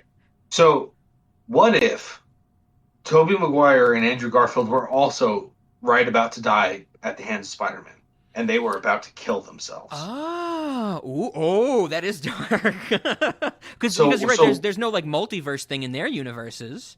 They wouldn't be getting killed by a different Spider-Man, Right. So what if the reason that they were pulled through is because they were also about to die? Because like why? That's the way these time periods were picked, essentially. Yes. With the exception of them and Venom. Like we have no reason to believe at all that Venom, there's no Spider-Man even in Venom's universe, as far as we know. With him out, because he just doesn't fit. This could fit. Yeah. That these Spider-Man were about to, that they were at some pivotal moment in their time, and they needed to see Peter Parker. They needed to see young Peter Parker. They needed to see themselves before they lost hope. And that's why they came through. I dig that because it would fit with I'll have to go back and listen to when Andrew Garfield and Tobey Maguire first show up in Ned's grandma's apartment. I think they say something like I was doing blah blah blah and then I was here or something. I'll have to go back and listen to it, but it would fit with the motif that Andrew Garfield and Tobey Maguire Spider-Mans are sad in wherever they are at when they're taken into this universe. They're dealing with issues and they get to work on their issues and get closure through the lens or through the maybe funnel of the Peter Parker in this universe. I'm with you. That's a neat idea. So yeah, that was something like that's what I mentioned earlier, that like it took me a while to come around on this movie. I initially, man, when the credits rolled, I was just like, fuck Marvel. Like that was my initial response to this movie. And the reason for that is, at least in part because, well, for one, they didn't give me Venom. Yes. but for two, like, okay, so we don't get as much action with the villains as I want. We don't get as much fun interaction. We don't get as much teamwork with the Spider-Mans as I want. We do get some, but just not as much as I want. And then, of course, there's the ending where, for some unknown reason, Doctor Strange casting the original spell to make everyone forget who Peter Parker is solves the problem?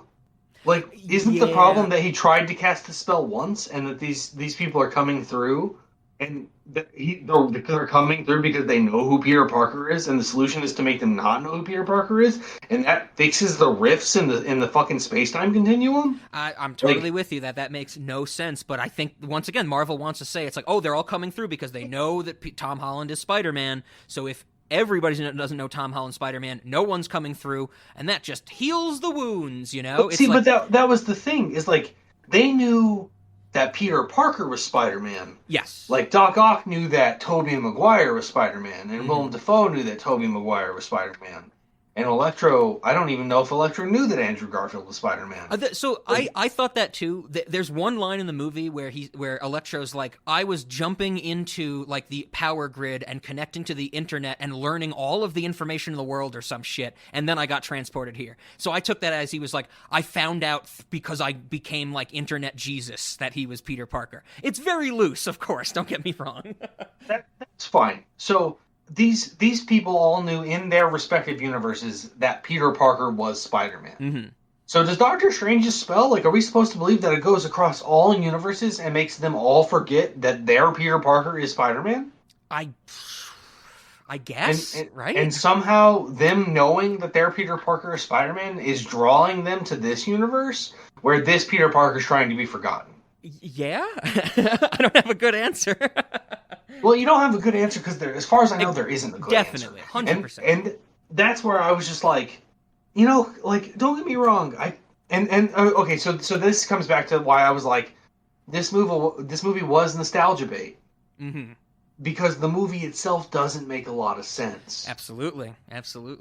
And that's why, like, despite the fact that there are things about it that I enjoy, and okay, so no, let's not even get into that yet, because the next thing that I want to mention actually is, all right, so Peter Parker, Tom Holland decides the solution to this problem is to go to Doctor Strange and tell him to do the thing that caused the problem without talking to Zendaya and Ned, which was part of the initial problem. Mm-hmm. Like he didn't even discuss with them whether they would be okay with this, and they were upset about it, and etc. Yeah. And so then he's like, I'm just going to go do that again. And the end result is that everybody forgets Peter Parker is Spider-Man, but everybody forgets Peter Parker. Yes. Like, Peter Parker no longer went to public school, I guess. Yeah, they show him with the GED book. So that's like, all right, so Peter Parker just kind of ceases to exist, and now he somehow has an apartment that who knows if he has a license that he had to give to them to get this apartment, because I don't know, whatever, it's Queens, I guess. Yes. I 100% at the end of the movie when he gets that new apartment, I thought that the door was going to stick and it was going to be a reference to the Raimi trilogy, because remember? Yeah. I 100% thought that was going to happen. But you're right. He nobody knows who Peter Parker, or Peter Parker still exists as Tom Holland, of course. He's still Spider-Man, but like he has no relationships whatsoever now. Like nobody knows who he is. No history in the universe, other than his own memory of his own history, which is a specific kind of torture that he's put into. Yes. So this actually connects to, like, Tobey Maguire and Andrew Garfield both talk about going into really dark places because of the things that being Spider-Man took away from them. Yeah. And now Tom Holland, being Spider-Man, has had everything taken away from him. Yes. So this whole idea that this movie gave us closure for Andrew Garfield and closure for Tobey Maguire, and it put Tom Holland exactly on the path that they were on, that bothered me. I was very surprised that the movie ended in this way, where, you know, it really is like a reset on Tom Holland Spider-Man. You know, like you said, not his memories and stuff like that. The only way I could think, or the way I could rationalize what I think they were trying to do was because, you know, when Civil War happened, we had Tom Holland show up and he's already Spider-Man, and Robert Downey Jr. knows that he's Spider-Man, blah blah blah. In Homecoming, you know, he's Spider-Man. We've never really gotten an origin movie for Tom Holland as Spider-Man like we have with the other Spider-Men, you know, Amazing Spider-Man 1 and Spider-Man. I feel like Marvel was trying to make this the origin trilogy for Spider-Man. I feel like they were thinking that they were being audacious in the sense of, let's just not rehash the same origin story we've seen for Spider-Man a bunch of times. Let's reset the idea of what Spider-Man is in our universe. Does that make some sense? The problem I have with it is that they are setting Spider-Man up, Tom Holland up, to live his entire life, to restart his entire life without his aunt, and with nobody to grieve with. Yes, definitely. Tom Very dark, very dour, yeah. So the entire, and then of course at the end of the movie we see him going around to shiny Spider-Man, because for whatever reason he's shiny at the end. They have set him up to have the most disastrous mental breakdown any Spider-Man has ever had. Sure. After spending quite a bit of the movie having the other Spider-Man tell him to avoid that exact situation. Yeah, I'm with you. It seems though that, you know, the essence of his decision to, or he does this. Well, I know what you mean, and it'd be interesting if they dive into some of that, you know, that darkness of this ending in future movies with Tom Holland as Spider-Man. But I feel like the movie tries not to make you think about that too much, or the movie's trying to guide audiences away from that idea by saying, well, Tom Holland had to do this to save the multiverse. Like, if he did not do this thing with Doctor Strange, like, the whole multiverse would have collapsed or whatever. So he had to give the ultimate sacrifice or something. I feel like that's them saying, like, here, like, look at that. Like, look, he did something more important than any Spider-Man has ever done at the greatest possible cost. Right. So they're basically making him Jesus, which is fine. Thor was Jesus, and Iron Man was Jesus, and blah blah blah.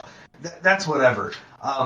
One thing that I went and saw this with my wife, and I was pretty pissed off after the movie ended, because I was like, you know, they set up this whole, like, he's about to do this good deed, and then like they do say at some point, no good deed goes unpunished. Sure. But in reality, he did this stupid thing where he like made a decision without discussing it with his friends, and for whatever reason, he couldn't go into the fresh spell and have only the people he knew remember him. Yeah, because that's a good it point. seemed like Doctor Strange could have done that to begin with if he had asked the right question at the beginning. Yes. And especially at the end when Doctor Strange is he's like, do you really want me to cast this spell? He could have been like, now, Peter, I know what you want. I'll cast that spell. Yes, exactly. So, like, there's just a number of reasons that didn't need to happen, Mm-hmm. and it did anyway, which I find very strange. And the one thing that my wife brought up is that they did talk about his trouble was that he was living two lives. He was Peter Parker and he was Spider-Man. Sure. And he was trying to be them both individually. And so one thing that this does is it gives him the possibility and the option to just be Spider-Man for a while. Yeah, definitely. And then at some later point, he can decide if he wants to also be Peter Parker. Yep. And that, I don't hate that. I think that that's a pretty good explanation. Yeah, and when you say it that way, it also reminds me of the scene after the spell has gone through. He does attempt to go to MJ, and he's like practicing the speech, and then he kind of says like, well, maybe I shouldn't, do this to my friends again or something like that. So I think you're right. There is that like active choice in the movie and in the character arc of the character trajectory of Spider-Man, Tom Holland here, that he can just be Spider-Man now, and that is pretty cool. I hope they play with that in future movies. I'm pretty sure it's been announced that Tom Holland is staying on as Spider-Man for the rest of time, basically, or until he turns, 15, because as we know, I think he's a 12-year-old boy. But I hope that they play with that in future movies. I will be furious if the next Spider-Man movie is, let's undo what happened at the end of this movie. The forgetting part, not everything. Maybe it will, maybe it won't. I wouldn't be surprised either way. Mm-hmm. Well, I might be surprised if it doesn't undo it, to be honest. There's a lot in this movie where Spider-Man's actually taking his relationships for granted. Sure. And one place is like when he's grieving Marissa Tomei, he hides from his friends. He doesn't go to embrace them. Mm-hmm. He hides from them. And he's kind of creating this barrier between himself and his friends. And perhaps him ending up in a world where nobody knows him will force him to understand the value of those connections. And that's the way that they get from here to not dark, deep, sad fucking Spider-Man, but to actually Spider-Man that's well adjusted and understands that he needs relationships. Yeah, sure. So it took me, but I was kind of angry about it because, to be honest, in this movie, this is the first movie where I've ever thought that MJ and Peter Parker were any kind of a decent relationship, and then bam, they take it away right at the end. I was like, what the fuck? You finally convinced me, Yeah, I'm with you. I'm with you on that point actually as well. Like I said, I like Zendaya and Ned, but Zendaya as MJ I had less problems with, and because it's better. There wasn't this nonsense like in the first two movies of them growing their relationship. Like I liked that stuff where they were angry about Peter trying to go to Doctor Strange without them, without leaning on their relationships and stuff like that. It's a very common trope, and it's a common thing where it's like I thought I didn't want to hurt you, or I thought I could do it myself, but at least it felt natural, or it felt real in this movie. Like it felt like a real relationship. So like I guess part of the reason that I can't just fully be in love with this movie, if it deserved it or not, which I can't see clearly at the moment, I'll have to watch it again in probably a couple months when I'm not as emotional about it, is they destroyed all of the relationships in Peter Parker's life that they spent 3 movies making me care about. Yes.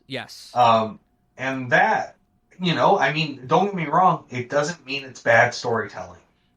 But it does mean that there's a layer of my emotions between me and my objectivity. Sure, no, I totally understand it. It's strange. I was also, like I mentioned, very surprised that they ended it this way because, like you said, it is undoing a lot of what we saw happen in this trilogy, and I think that's why I was thinking to myself, they are trying to subvert the expectation of an origin story and say, instead of, the origin story is how, Spider-Man gets his powers, the origin story for Tom Holland's Spider-Man is really now, this origin trilogy of he has to start from scratch, literally from nothing, and work his way back up. And it'll be very interesting to see what they do with this moving forward. Yes, and I totally agree. They could create some of the best Spider-Man content ever.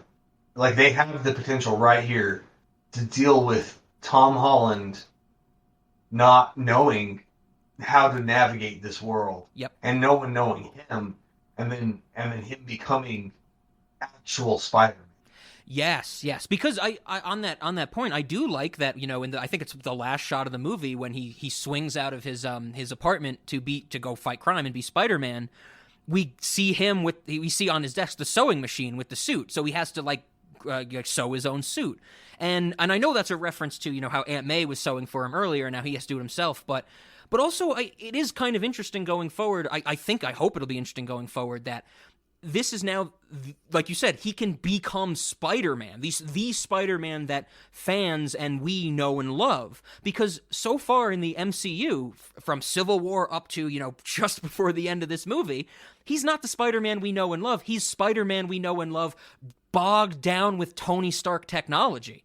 And this... Yeah, he's Iron Man Jr. Yeah, and this gives him the chance to be a clear-cut Spider-Man that most audiences are familiar with. And that's very interesting to me that they made a choice like that, and I have to imagine that's what they're going to try and do. And you know, it's like you said, they're throwing away, he's not going to be like Tony Stark Jr., he's not going to be the successor to Iron Man, he now has to be his own superhero. If that's the reason that they've done this, I may forgive them. Sure.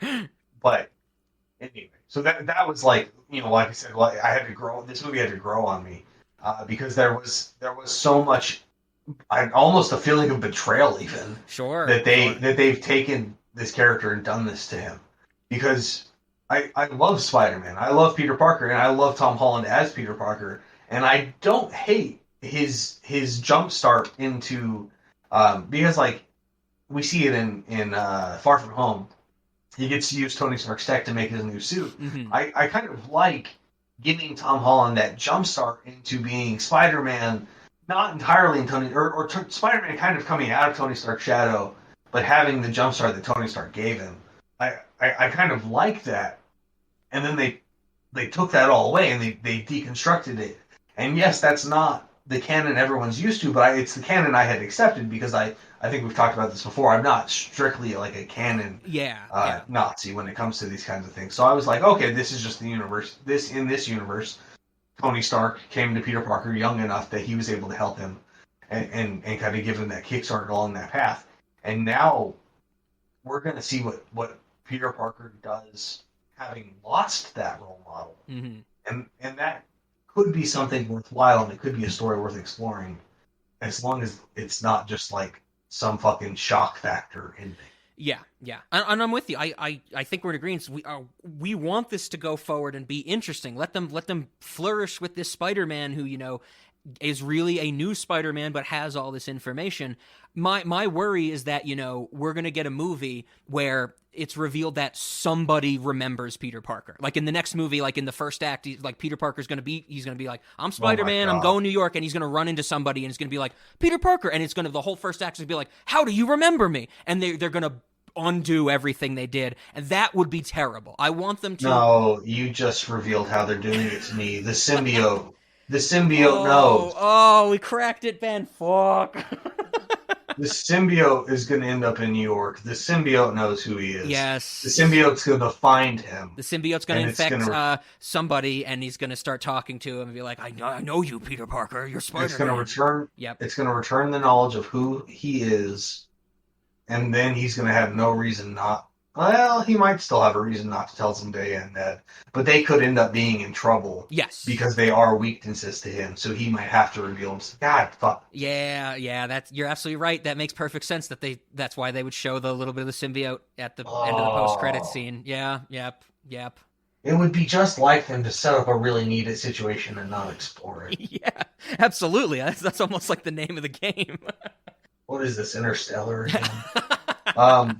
I guess we'll have to. I mean, I feel like we kind of will. It's going to come out in like 2 or 3 years, but I guess we'll have to come back to Spider-Man home. I don't know what they call. This house is not a home. I don't know.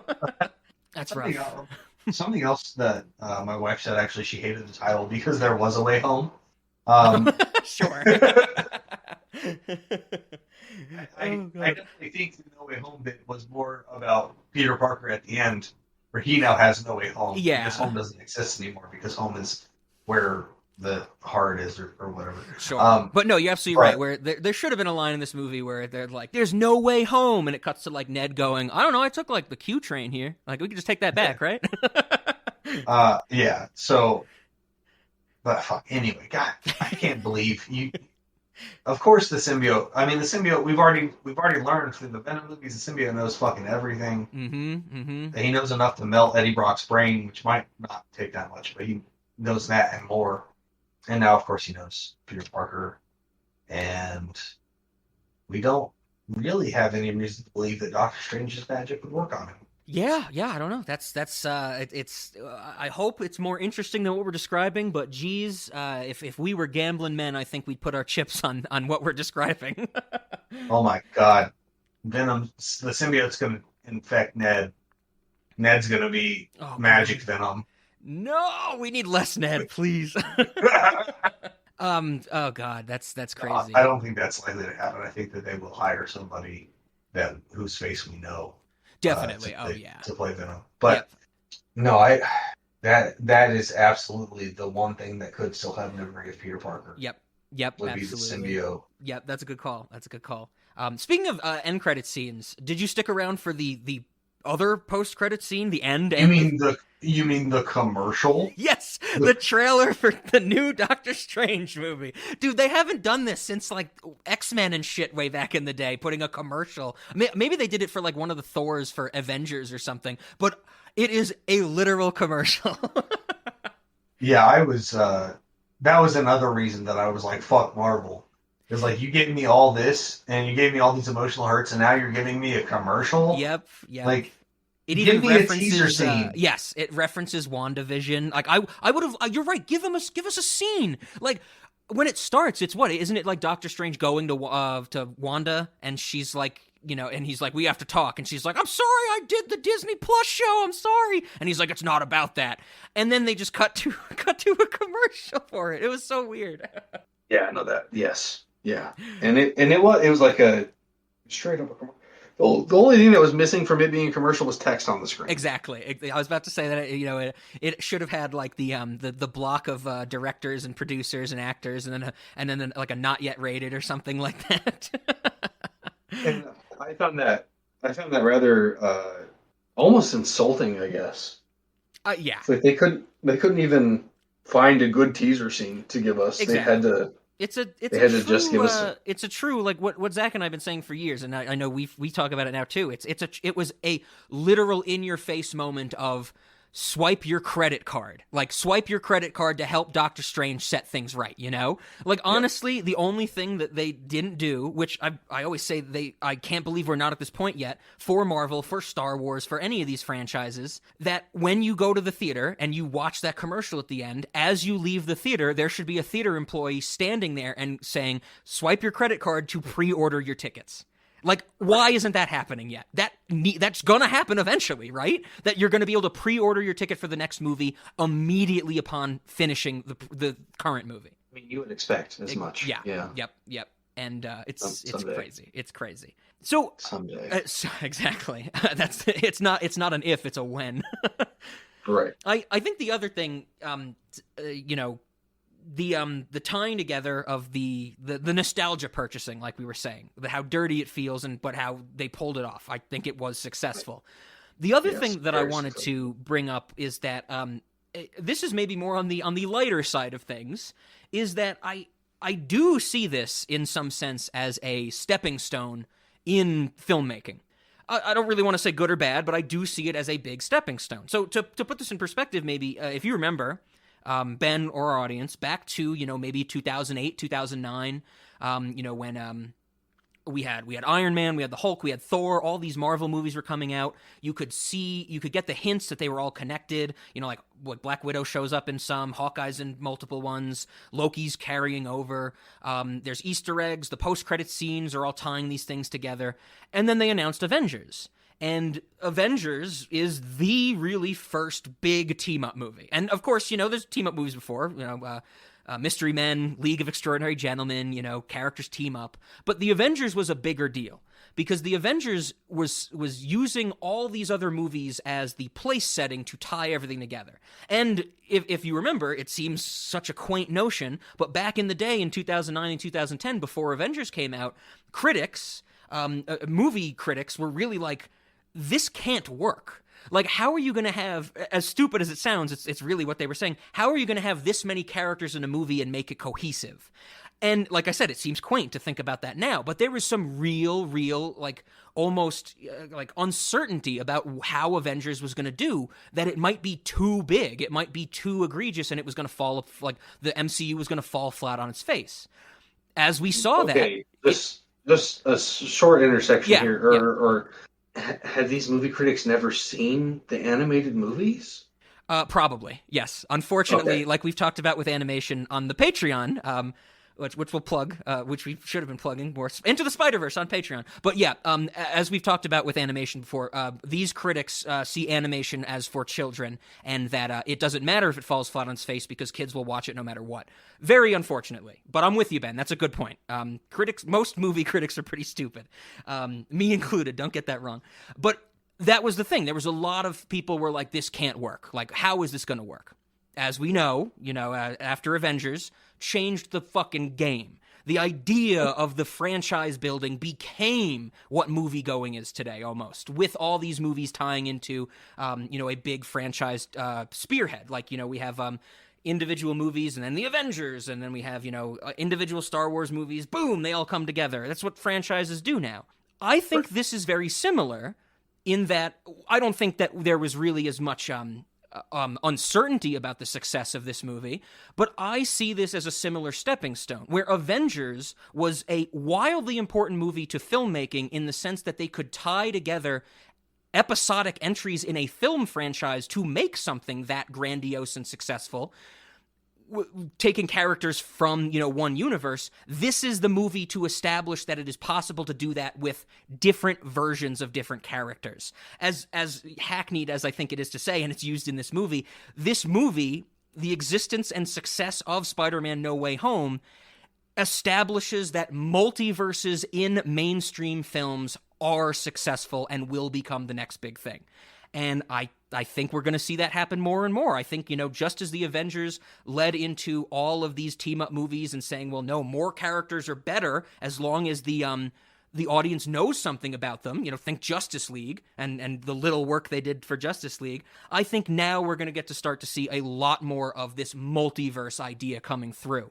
That, if you had a character, or you had an actor play character X in like 2000, you have an actor play character X in 2010, they can now start to bring these together. I think this is a big stepping stone for filmmaking in showing that we can do something that we never thought possible. That, we can now, maybe think about it this way. How many fucking remakes do we have of things? We have like remakes of everything. I'm trying to think of a good example, but maybe it's like Ghostbusters. That's a good one. We have the Ghostbusters from the 80s. We have the Ghostbusters from 2016 with all the SNL people. And then we have the Ghostbusters that just came out this year. I see no reason now from the success of this movie that we are going to have a multiverse Ghostbusters movie. I think smaller franchises we're going to see this in. I could totally imagine that we are going to have, I can't think of any other good examples, but maybe the best way to summarize this is this movie has established that crossover episodes work. Like, remember so when, that's what I was just about to like Jimmy Neutron and into. Timmy Turner would come together? That was always on TV. Only for TV. You could never do that in a movie. This is going to open the floodgates for that. This is going to be the big thing that makes it mainstream. It's not going to be just for TV or anything. It's going to be big now. What if we start seeing like unrelated movies, like Buddy Cop and Fist Fight or something? Like just like Sure. Really. So I mean, obviously that's kind of like a stupid example, but like it's got to happen, right? That you get like two movies that are owned by the same company, and there's like, oh, let's fucking crossover. So like we're like much more to the Fairly Odd Parents, Jimmy Neutron crossovers that we got as kids. Now it's gonna be like, well, these two movies that seemingly were unrelated are now in the same universe. Yes. I think no, this is the that totally could stepping happen. stone this is the stepping stone that's going to make this possible. And everybody, don't think I forgot this. This has happened once before, but it did not hit as well because it was a post-credits thing. In the post-credits scene of Deadpool 2, he goes into a different universe and shoots Ryan Reynolds in the head so he can't play Green Lantern. This is the feature film version of that post-credits scene. Do you remember that? Did you see Deadpool 2? I don't know if we ever talked about that. I think I did see Deadpool 2, but I don't remember that scene. I don't know if I watched the post-credit scene. Yeah, so Deadpool 2 is that whole thing where like Cable comes from a different dimension, and Yeah, the post-credit yeah. scene is like Deadpool going into different dimensions and like correcting things, and one of them is him going back and shooting Ryan Reynolds in the head so he can't play Green Lantern. That is exactly what this movie is. It's bringing together these characters and actors that have portrayed similar roles that are almost wholly unrelated, because once again, Deadpool is Marvel, Green Lantern's DC. Those should not exist together, but they did it, and now this movie shows that you can do it on a grand scale. And once again, I don't really know right off the bat, from what I've been saying so far, I'm not saying it's good or bad. I think that this is a watershed moment in filmmaking history because of the success of this movie. This movie was #1 popular on IMDb. Like, I think it might still be, you know? And that's been out for weeks now. It's crazy how successful this is. It made a fuck ton of money. Yes. I think we can only hope that Keanu Reeves as John Constantine is now going to be in the Marvel universe. Oh God, I want Constantine in any universe. But specifically the Keanu Reeves Constantine. Oh, of course, yes. Damn, love that movie. Oh, check out the Patreon. We talk about Constantine. Yeah. But yeah, I mean, I feel like, you know, and that's one of the weirdest things. Like I said, this movie's doing so much, not just in the movie, but in the level of like what it means to the world, that now we can do these multiverse things and nobody's going to have a problem with it. It's opened the floodgates. It's going to be interesting to see what happens. And I'm glad that, you know, I am alive for these moments. I think this is a big moment in history, and it's fun to live through it and talk about it.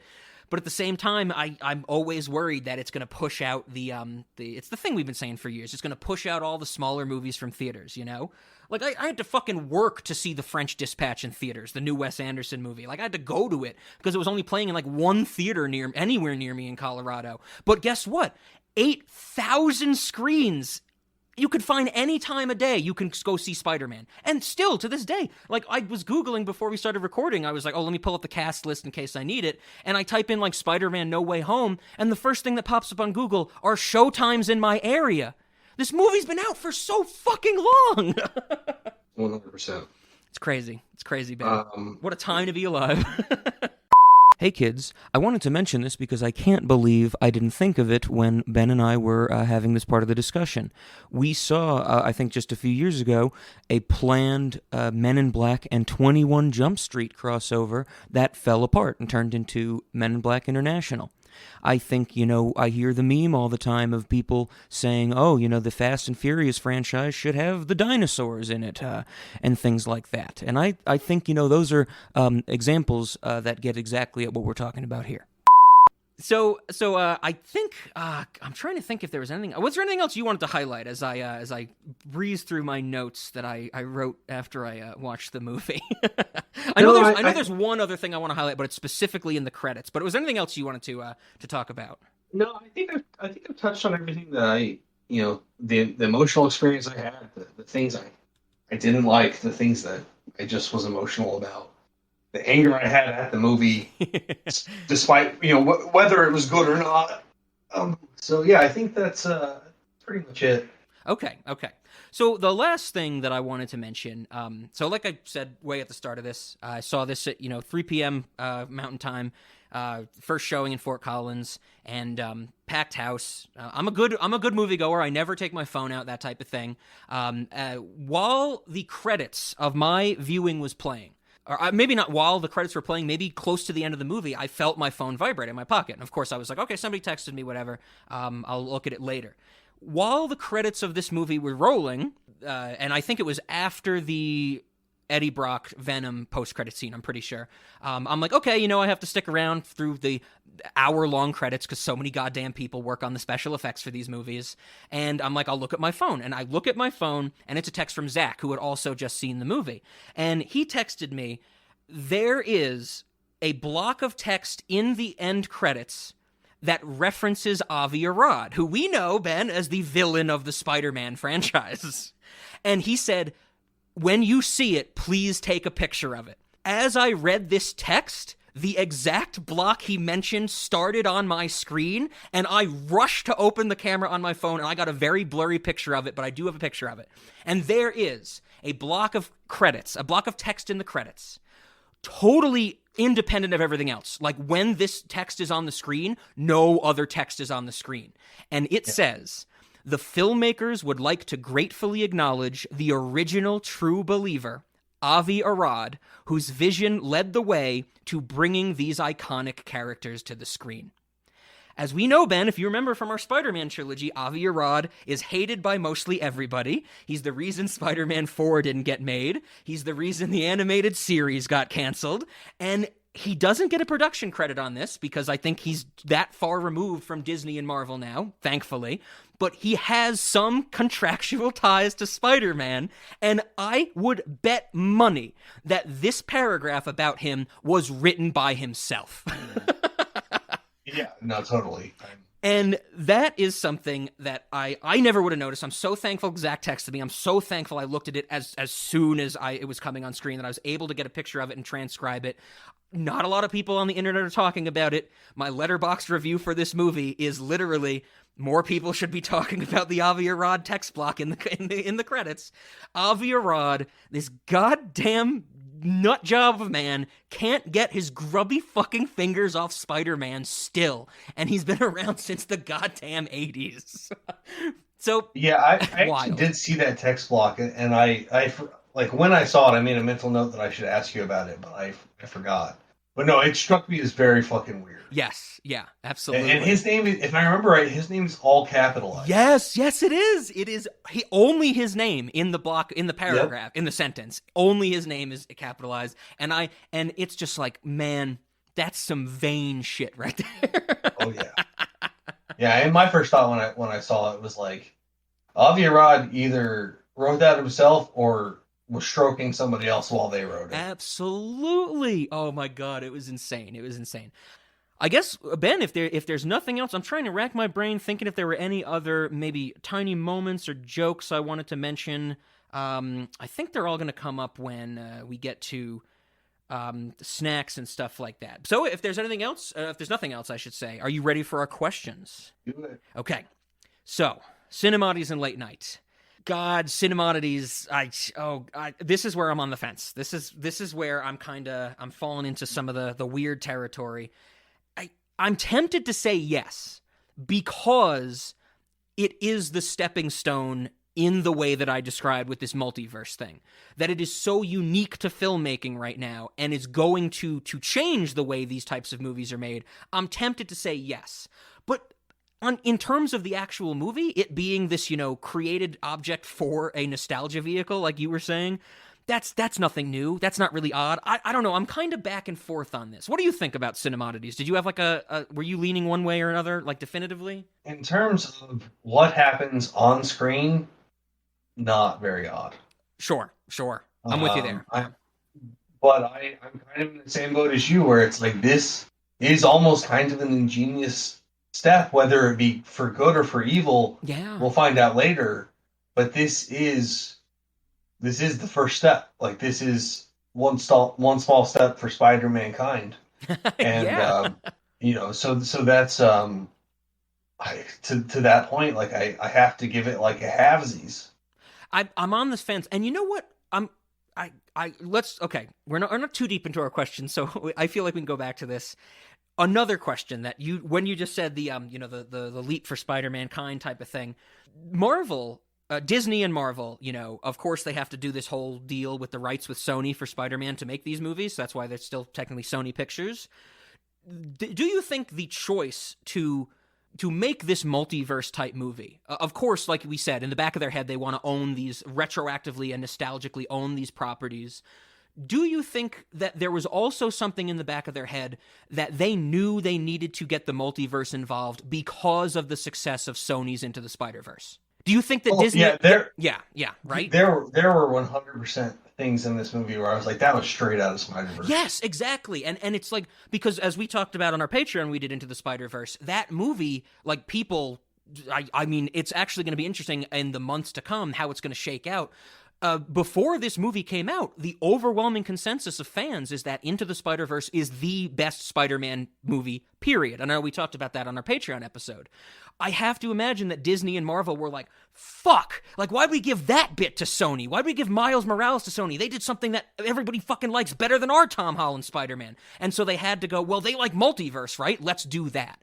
It had to be in their heads that they needed to get that success that Sony had. There was even, like, the fact that they were on the train car in the Doctor Strange world. Yeah. That was straight up the train car hitting them in the weird generator thing that opened the multiverse. Yes, you're absolutely right. There were totally things that were like straight out of Into the Spider-Verse.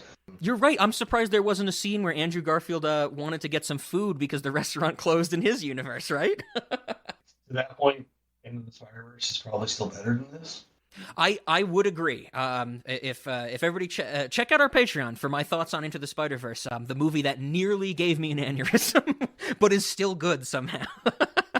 Yeah, but okay, yeah. That's once again, it's just so weird. I think I'm with you. The cinemodities is such a tough question because, like you said, what happens on screen? It's a Marvel movie. I don't think any Marvel movie can really be a cinemodity because they play it so safe and they play it, so straightforward, and it's a 4-quadrant, going to work for everybody type of thing. But the implications of this movie and the existence of this movie is so wild. This is a tough one. I don't know. Maybe we'll have to revisit this in our 4-year extravaganza. Maybe we need to mull this over. And like you said, maybe you need to see it again.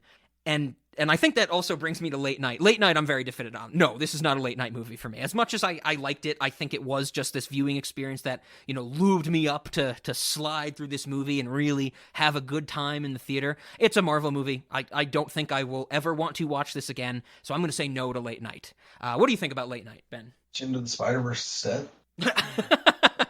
Okay. So, that being said, there were times in this movie where we're watching Andrew Garfield and Tobey Maguire interact, and I'm like, I really just wish this was Spider-Gwen. Oh, okay. Like, I wish we were getting Miles Morales and Spider-Gwen and Spider-Girl. Like, why introduce the multiverse? Do I just get 3 copies of the same Spider-Man? Yeah. Why can't I get the different Spider-Man that exist in the multiverse? And so, like, and I get, like, you can't, well, they couldn't have done the nostalgia baiting if they had gone that route, but I felt like a little bit cheated, because I was just like, there's so much more to the Spider-Man multiverse than just these 3 copies of what were supposed to be, when they were created, the original Spider-Man character. Absolutely. At that point, I'm kind of with you. I would have liked to see new characters, but I think once again that goes back to what we were saying. Like, this is the stepping stone. Maybe if they keep it interesting with the multiverse stuff, maybe we could get a Spider-Gwen. Maybe we could get live action representations of these things. I think Spider-Man movie, I'll watch it. Yeah. I don't even care if it's going to be good. I'll watch it because I need to know more about Spider-Gwen. What I think they're gonna do next is this multiverse. My honest opinion is that regardless of what they do with Tom Holland, whether they go the interesting route or they go the stupid route with the symbiote and undoing the events at the end of this movie, like we talked about, I think they're going to open the multiverse or use the multiverse as a way to open doors into the properties that they have purchased through Fox and Marvel that they didn't have previously. I think the next, maybe the big end of, say, Multiverse of Madness, the next Doctor Strange movie, I could see something as the post-credits scene being, we stopped the multiverse from bleeding through, but there were a few people that came into this universe, or few characters that came into this universe that we couldn't get back, but they seem to be on our side, and it's going to be the Fantastic Four. something like that. Or it's going to be some segment of the X-Men. Or it could be characters I'm not even thinking of, something like that. I totally see them as using the multiverse as a backdoor into, now, since we retroactively, nostalgically purchased these Spider-Man movies, let's do the same thing with the 2 Fantastic Four movies. Why can't we own them either? The multiverse parting in the X-Men universe causes some kind of radiation flare that gives Nightcrawler dimension or universe hopping properties. There you go. Oh God, I love Nightcrawler. I want to see him again Me in the movie. too. Yeah. Kurt Wagner. He's like the best part of the X-Men. I never liked those X-Men, the 3 original X-Men movies, but Nightcrawler was the best part. Yeah, I think it's the opening sequence of the second X-Men movie. Like, we just get Nightcrawler beating the shit out of the whole Secret Service. Yeah. That was dope.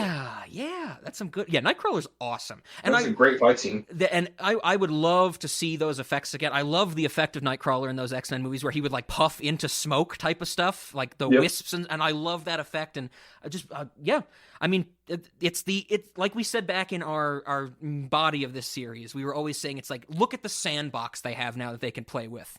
And I feel like before this movie, Disney buying all these properties, it gave them the sandbox, but they never had like a shovel and a bucket to play with. Now they have the shovel and the bucket to play with, and they're going to fucking go overboard. They're probably going to start eating the sand. I don't know. It's going to get crazy.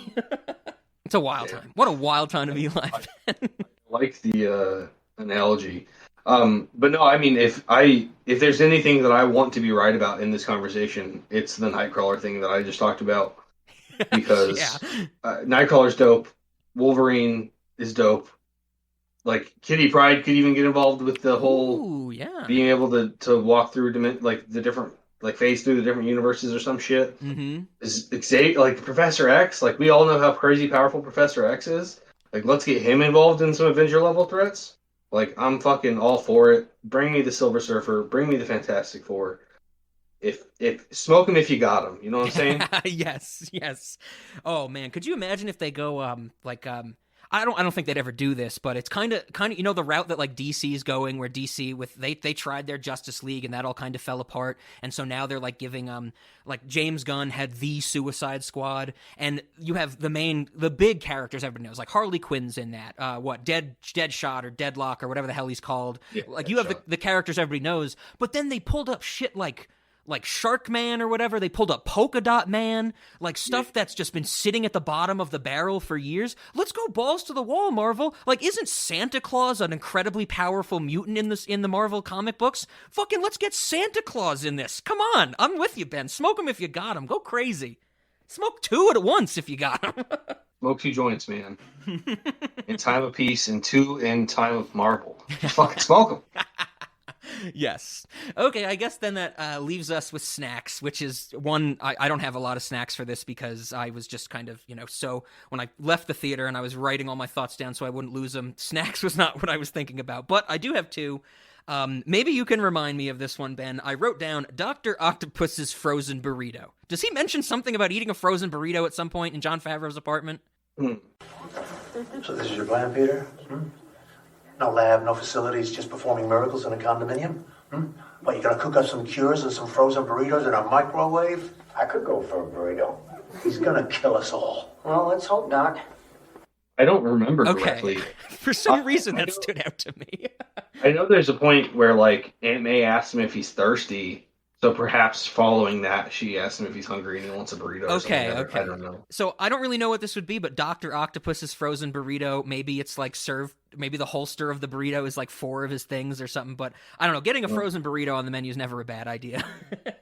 And then I also had this one I remember, it's very quick, but when Ned and MJ and Spider-Man, they first go down to like the basement of Doctor Strange's or whatever the sorcerer house is or whatever, and when Ned and Zendaya are like looking around, we get that there's that weird joke where Zendaya picks up like goatee holder or something, like she picks up some like hairspray that implies like that's what Doctor Strange uses to keep his facial hair looking like that. But there is a shot when Ned opens the refrigerator down there and there's just a bunch of weird creatures, like there's moving things, there's like nasty interdimensional magical stuff, it seems. So I figured we could just have that fridge and open it and use it as such. What do you think? Great. I mean, we could try to figure out how to cook those things. Yes. Oh, yeah, Um, absolutely. Always good to find new species and immediately say, how do we consume this? right. Yeah, of course. Those are the only two I had, though. Really, I had no big snack ideas. But did you have anything? Yeah, so I actually have something. This is not really for the customers. It's more for the staff. Nice. In the kitchen, I'm sure that we have some kind of meat cutting devices. Sure. So I'm thinking we get two of those portals and we get a saw blade and we weld it together in the middle, the way that I described with that bar, and then we just have an infinitely falling saw blade. That's going fast enough to cut anything. So it's like a constantly running like deli cutter or whatever those are called, like a meat slicer almost, you know? Yeah, like a bandsaw almost. Yeah.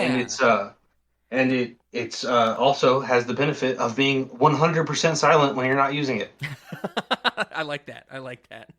Okay, So- I get behind that. And then also, that seems like it's good to cut, things in the restaurant for food. But if we ever need to do construction, sounds like it would work well as, like you said, a bandsaw to maybe cut some lumber up or something.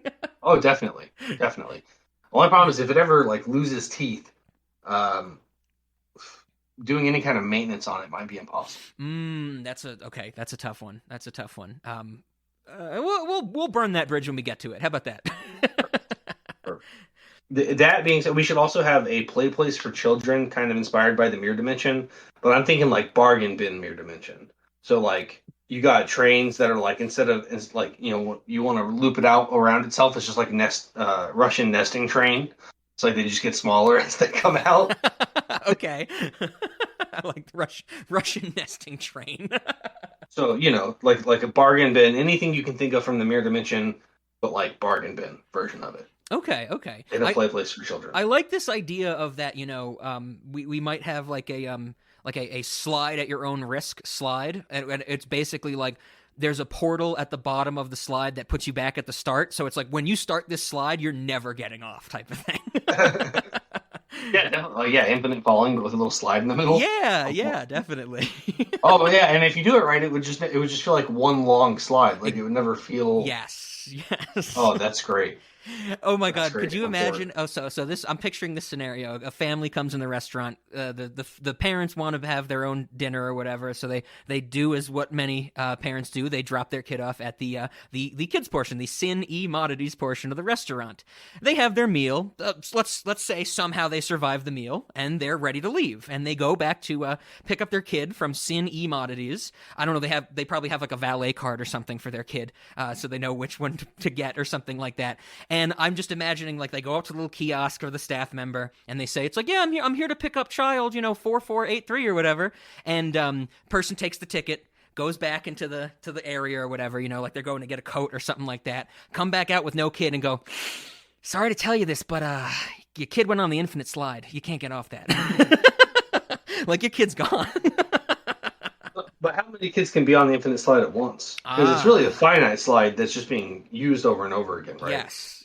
Uh, Now I'm imagining, just like you hear in a grocery store, like clean up on aisle 11, you hear like, Tom, the infinite slide is overflowing with kids again. well, I mean, even better than that, right? You got kids going different speeds. Like you got one who's been on there for like a day, so he's fucking booking it, right? And then you got a new kid who wants to join in. You got kids who want to climb up it. He's going like a third, tops, a 30th the speed of the first kid. There's gonna be a collision. That's great. This is awesome. This is why I'm so glad it's come full circle, Ben. This is why I'm so glad you were here to ask the real questions about portal mechanics, because we are going to need to figure this out for this slide now. We're going to need to figure it out. So what if we do like what I was talking about with the metal pole, but you human centipede a human to himself? Ah. Now that is a great premise for a horror movie. I'm sorry that I made anybody out there think about that. Oh, that's good. Yeah, we'll cover those one day, the Human Centipede trilogy. Have you seen all three of the Human Centipede movies? No, I don't think I've seen any of them. Oh, God, it is crazy. I think the last one is because the first one's 3 people form the Human Centipede. I think the second one is 100, or no, it's probably 10, and then the third one's 100. I know the third one is like a prison exists, and every time a new prisoner comes in, they just get attached to the human centipede or something like that. It is really weird, to say the least. That sounds crazy. All right. Well, I guess that's it. We've covered Spider-Man No Way Home. We finished our spectacular Spider-Months Giving series. I guess we'll return to it when some new Spider-Man thing comes out. Thankfully, that won't be anytime soon. So, if there's nothing else from you, Ben, we get to yell at our audience about many, many things. Let's start with the Patreon. So if you liked this discussion between Ben and I, as nerdy as it was about Spider-Man and portals and stuff like that, definitely check out the Patreon. This is what Ben and I do a lot of on there. And I think this is a neat tie-in, because in this month, at the end of this month on Patreon, we are going to be covering a different MCU movie. We're actually going to be discussing Iron Man 3. I think we're doing that for a relation to MCU. I think we're doing that as a relation to Shane Black, who we like to talk about a lot on the Patreon. But yeah, a nice little tie-in that we have some MCU kind of, just remnants on Cinemodities. So patreon.com/Cinemodities. Come check it out. There's a lot of good stuff on there. Ben, anything you want to say about the Patreon? Patreon, you're going to get some uncensored, unadulterated Rob and Ben shenanigans. Yes. It is a wild ride, I think, to say the least. There's all kinds of stuff. There's movies. I don't know. Was Tom McDonald on the Patreon, or was that on the main feed? that was main feed. That was main feed. Well, listen to that also. Yes, all our Song Screed stuff. Yeah, I do want to say, because it came out recently, so if you sign up for the Patreon, this will already be out. We do the fan requests. Of course, you can check it out, look at the tiers. You can actually pay enough for force Ben and I to watch and discuss a movie. The most recent version of that was Christmas with the Cranks. Shout out to Joseph Michael. And I think that's a good essence of. The episodes on the Patreon usually aren't like as long as some of our main feed episodes, but god damn it, they are dense. Like our Christmas with the Cranks episode, I think is like 82 minutes long, Ben, but it is 82 unadulterated minutes of screaming about that movie. Like we lose our minds in that discussion. And so that's what you should expect. A lot of this just, holy shit, what are we doing to ourselves? Yeah, absolutely. And that's definitely worth hearing. I think that whole Cranks discussion. And to that point, like I said, we're a little more uncensored on Patreon. That is stuff that is behind a paywall. You get to hear a little bit more about me and Rob, and I think there's also some rants episodes out there. I don't know how many of those have come out.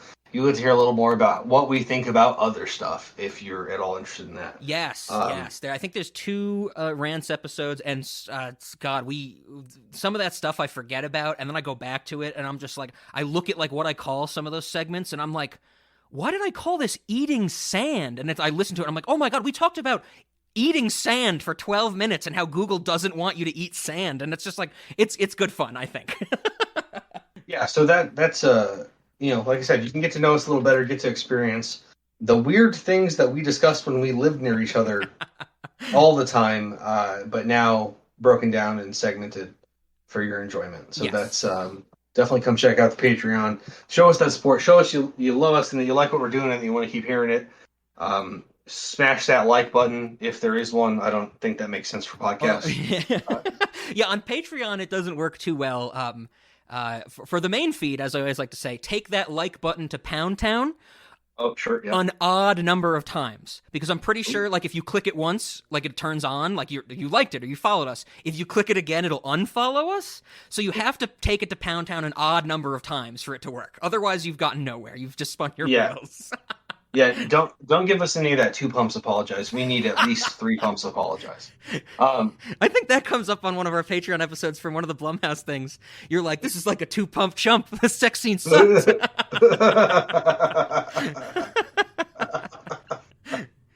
I wouldn't be surprised. But yeah, come check it out. As always, we want to hear from our Patreon audience. Also, we want to hear what you think we should call you. Yes. Oh, and also on that note, but before I throw it over to you for more things to plug, Ben, you can go to our Patreon. We recommend you check it out, not only to subscribe and earn access to more bonus content and to support the podcast, but also on there you can find free to download for anybody. I don't even think you need like a Patreon account. I'm not exactly sure how it works, but just free to the public. Ben and I have 2 commentaries on there, commentary tracks, that you can, actually watch along with the movie and hear us complaining about it. One is for The Wolfman, and one is for Real Steel. And I think we would like to have some feedback on that. Like we said in some other episodes, we want to know what people think, if we should keep doing it, that type of thing. But yes, definitely. So there is some stuff to check out on the Patreon that you can get for free. Okay. If there's nothing else about the Patreon, Ben, what do you have to throw us in this 2022 episode? Rob, well, as you know, I'm an app developer by trade, but I started my own company a little while back. I am an independent app developer, and I've written an app called The Life Counter that is the dopest app for tracking your life total while playing Magic the Gathering, especially if you play Commander. Now, there have been some updates to this. I have recently decided to make the Life Counter free, and if you want to support me, you are now able to do so by using my affiliate link with a website called TCG Player. Oh, if you need to buy anything trading card related, you can use my affiliate link. You can buy the things you were going to buy anyway, not pay any extra money, and I'll get a kickback just for sending them your business. I have provided a shortened link to Rob through our Discord chat. I'm going to say it here, but Rob's going to write it in the description of this episode for us. It is bit.ly/the life counter. Yes. And that will take you to TCG Player. It'll put my affiliate link in for you. You don't need to do anything else. Shop to your heart's desire. Buy those products and send me that 3% juicy kickback. Yeah. And now that the app is free, I hope to get more people using it. And the app, of course, has this support link in it as well. So if you want to give the app a shot and you also want to and decide that you want to support us after using it, you can do so by following the link in the app. Absolutely. And as I've said before, I can attest, I have used this app playing Magic, and it is great. It's something that I wish I had back in my professional Yu-Gi-Oh! Days, but before smartphones were a thing, so I don't think that could have happened. But yes, it is a great app. Everybody check out those links. I think the only other thing I wanted to say before we finish this up, Ben, is it is a new year, 2022, and I scream this into the void every year, but as our cinema audience knows, or probably does not remember, at the end of every year, I give my top 50 songs. So I'm going to put my link to my Rob's top 50 songs of the year on Spotify in the show notes. If anybody wants to know what Rob has been listening to throughout the year, definitely check it out. Gotta say, Ben, as another connection to Songstreet, a Foxy Shazam song did make it on to the playlist this year. Glad to hear it. I guess with all that being said, harass us through email, of course, cinemoddities@gmail.com. Be sure to check out the Cinemoddities subreddit, reddit.com/r/cinemoddities for more information about the show. And then I think the only thing we have left, Ben, is how are we going to end this episode? And I think very nicely I would like to play the ending credits music from Spider-Man No Way Home, which was The Magic Number by De La Soul in reverse. Well, then, Ben, we did it! The spectacular Spider-Monthsgiving has finally come to a close.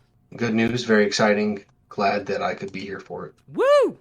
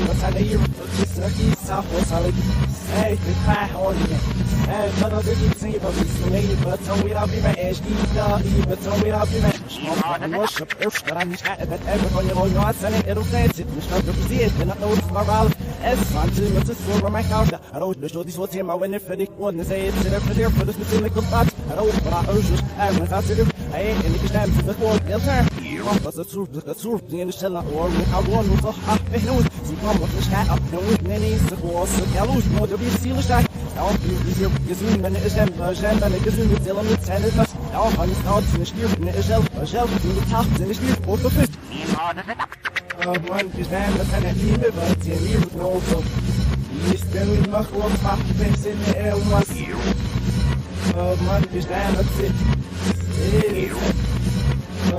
just had a